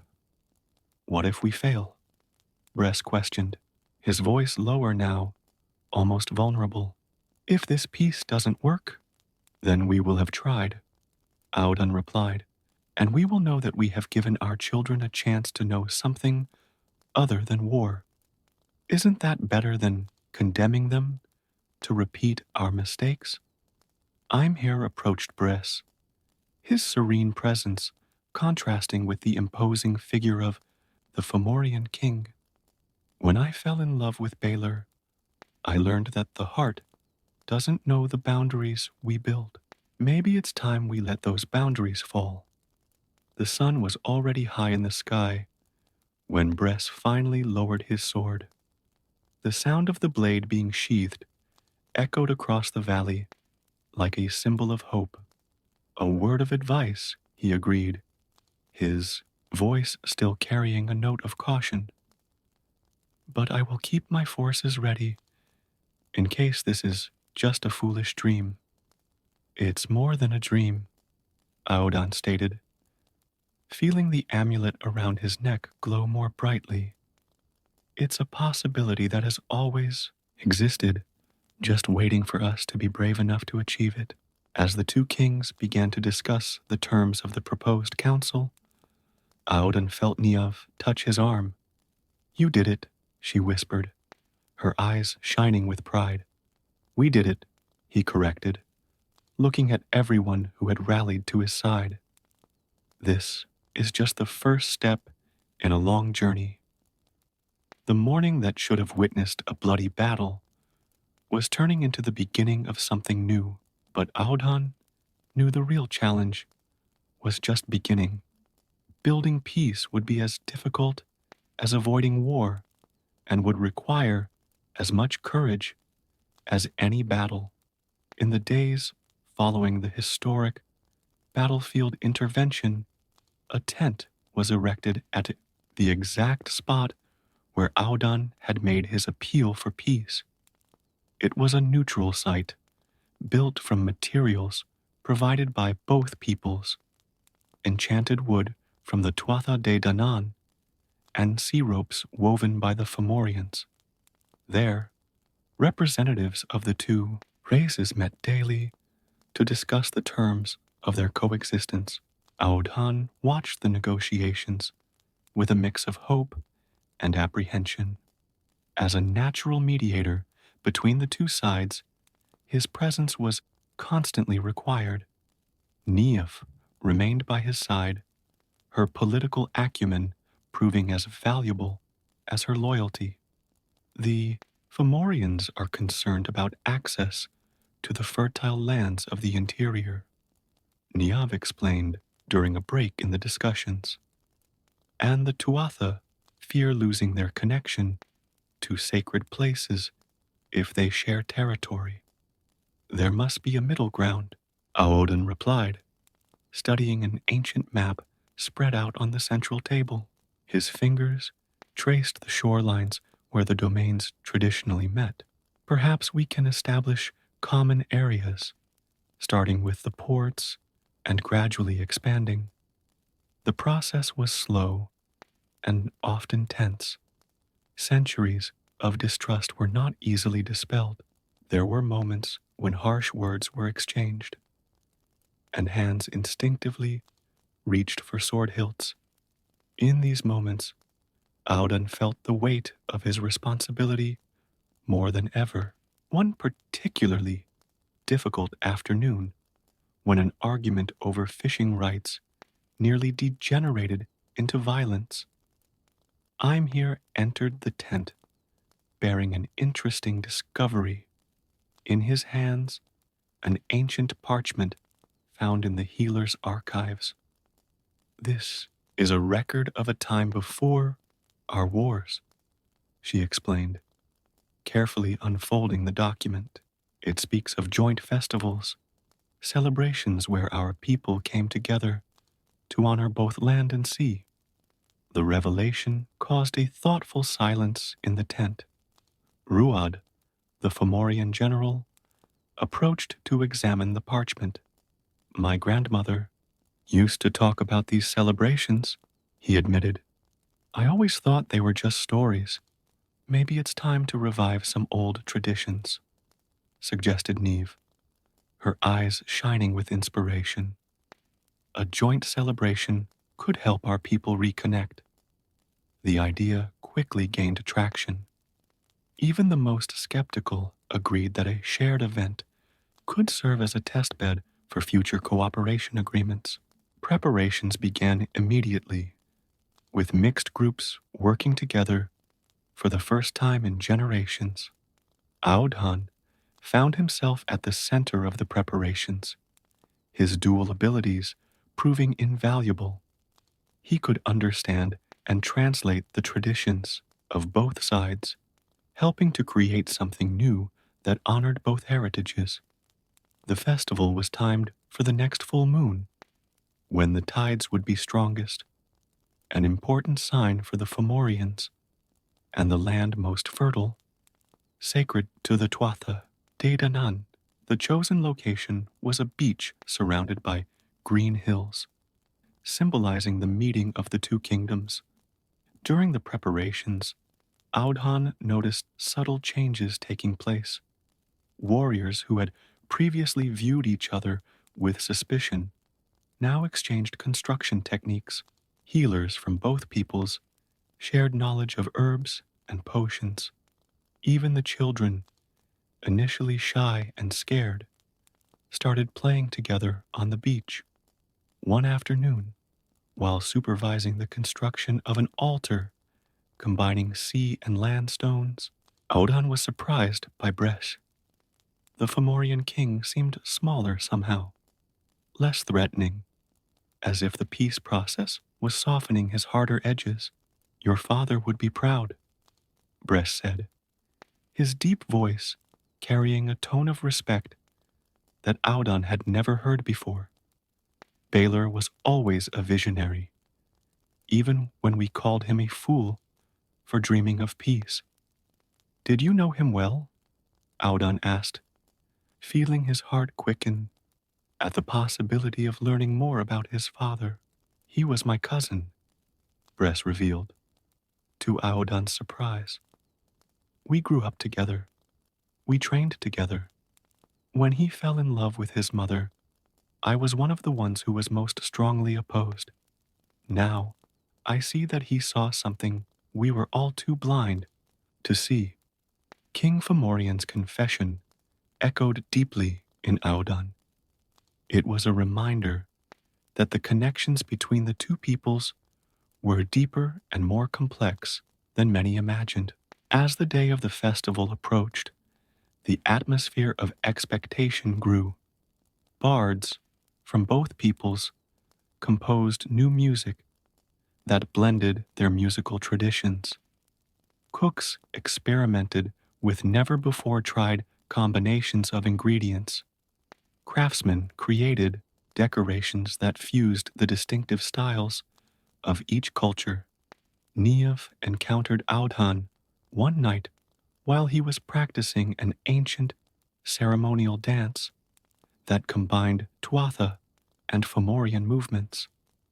You have created something extraordinary here, she said, observing the preparations around her, something that goes beyond simply avoiding a war. We created it, he corrected, extending his hand to include her in the dance. Every person who chose to give peace a chance helped build it. As they danced under the starry sky, Audun reflected on how his personal journey of self-discovery had transformed into something much bigger. What had begun as an internal conflict over their divided identity had become a catalyst for the transformation of two entire peoples. The amulet around his neck glowed constantly now, as if responding to the growing harmony between the two races. It was a constant reminder that peace was not only possible, it was natural. It was the state towards which all things eventually tend, if given the chance. The day of the festival finally arrived, bringing with it an energy unlike anything these ancient lands had ever witnessed. The beach chosen for the celebration was transformed. Arches intertwined with terrestrial flowers, and seaweed marked the path from the hills to the sand, where colorful tents hosted demonstrations of crafts, cuisine, and music from both peoples. Audun had been touring the site since dawn, checking every detail of the preparations. The altar he had helped build was now complete, its mixed stones shining in the light of the rising sun. Niev led a group of young dancers, mixing the graceful steps of the Tuatha with the powerful movements of the Fomorians. Aimher had established a healing tent where healers of both races shared knowledge openly for the first time in centuries. The sound of laughter and lively conversation emerged from the space, along with aromas of herbs and potions that combined ancient traditions in innovative ways. I never thought I'd see something like this, commented Ruad, approaching Audun as he watched the growing movement. General Fomorian carried an object wrapped in cloth. This belonged to your father. I thought today would be the appropriate day to return it. Unwrapping the package, Audun discovered an ancient sea harp, its details carved with sea creatures and symbols of both peoples. He would play it on the rare occasions of respite, Ruad explained. He said that music had the power to make people see beyond their differences. As the day progressed, more and more people arrived at the festival. Tuatha and Fomorian families, who once would have avoided each other, now shared meals, swapped stories, and discovered surprising connections between their cultures. Children ran freely, their laughter echoing across the beach without distinction of origin. Nuada and Bress, the two kings, arrived together, a symbolic gesture that did not go unnoticed. They sat side by side on specially prepared thrones, watching their people mingle with expressions that varied between caution and admiration. Here, said Neve, handing Audhan her father's harp. This is the perfect time for your music. With a nod of agreement, Aodan walked up to the small stage set up near the altar. His fingers found the strings naturally, as if the memory of his father guided his movements. The melody that emerged was something entirely new, not just a mix of traditional songs, but a composition that spoke of a shared future. As he played, Aodan saw his mother approaching the altar with tears in her eyes. She carried the amulet her father had given her, now shining more brightly than ever. Other musicians began to join in the melody. Tuatha flutes, Fomorian drums, voices of both peoples rising in harmony. The most touching moment of the celebration came when a group of children performed a play they had prepared in secret. It was the story of Baylor and Imher, the forbidden love that had resulted in the birth of Audhan, but told through the innocent eyes that saw only the beauty of the union between different people. As the sun began to set, Bress rose from his throne, his thundering voice silencing the crowd. Today, we witness something that many considered impossible, he declared. We see not just peace, but the beginning of something new, something greater than our old disputes. Nuada also stood up. I propose that this festival is not a one-off event, but the first of many. May each full moon see us reunited like this, reinforcing the bonds we have begun to weave. The proposal was met with enthusiastic applause from both sides. Aodan watched with a full heart as warriors who, weeks before, had been ready to kill each other, now toasted together as families, grew closer and made plans for future gatherings. You have achieved more than you thought possible, said Neve, intertwining her fingers with Audhan's as they watched the sun set over the sea. It didn't just prevent a war, it helped create a new way of life for our people. We did it, he corrected, smiling. Every person who chose to give peace a chance has a part in this victory. The festival continued into the night, with bonfires being lit along the beach. Stories were shared, alliances forged, and plans made for a future that few would have imagined possible just a few weeks earlier. When the moon finally rose, full and bright over the sea, Aodan found a quiet moment for himself, sitting on the same hill where, days before, he had beheld two forces about to destroy each other. He now watched his people, no longer divided, but unified in celebration. The amulet around his neck emitted a soft glow, as if approving the new path that had been chosen. Aodan knew that challenges would still come. Old prejudices would not disappear overnight, and there would always be those who would resist change. But something fundamental had changed in that ancient land. His own journey of self-discovery had become a catalyst for greater change, proving that sometimes the greatest transformations begin with a single divided heart finding its own peace.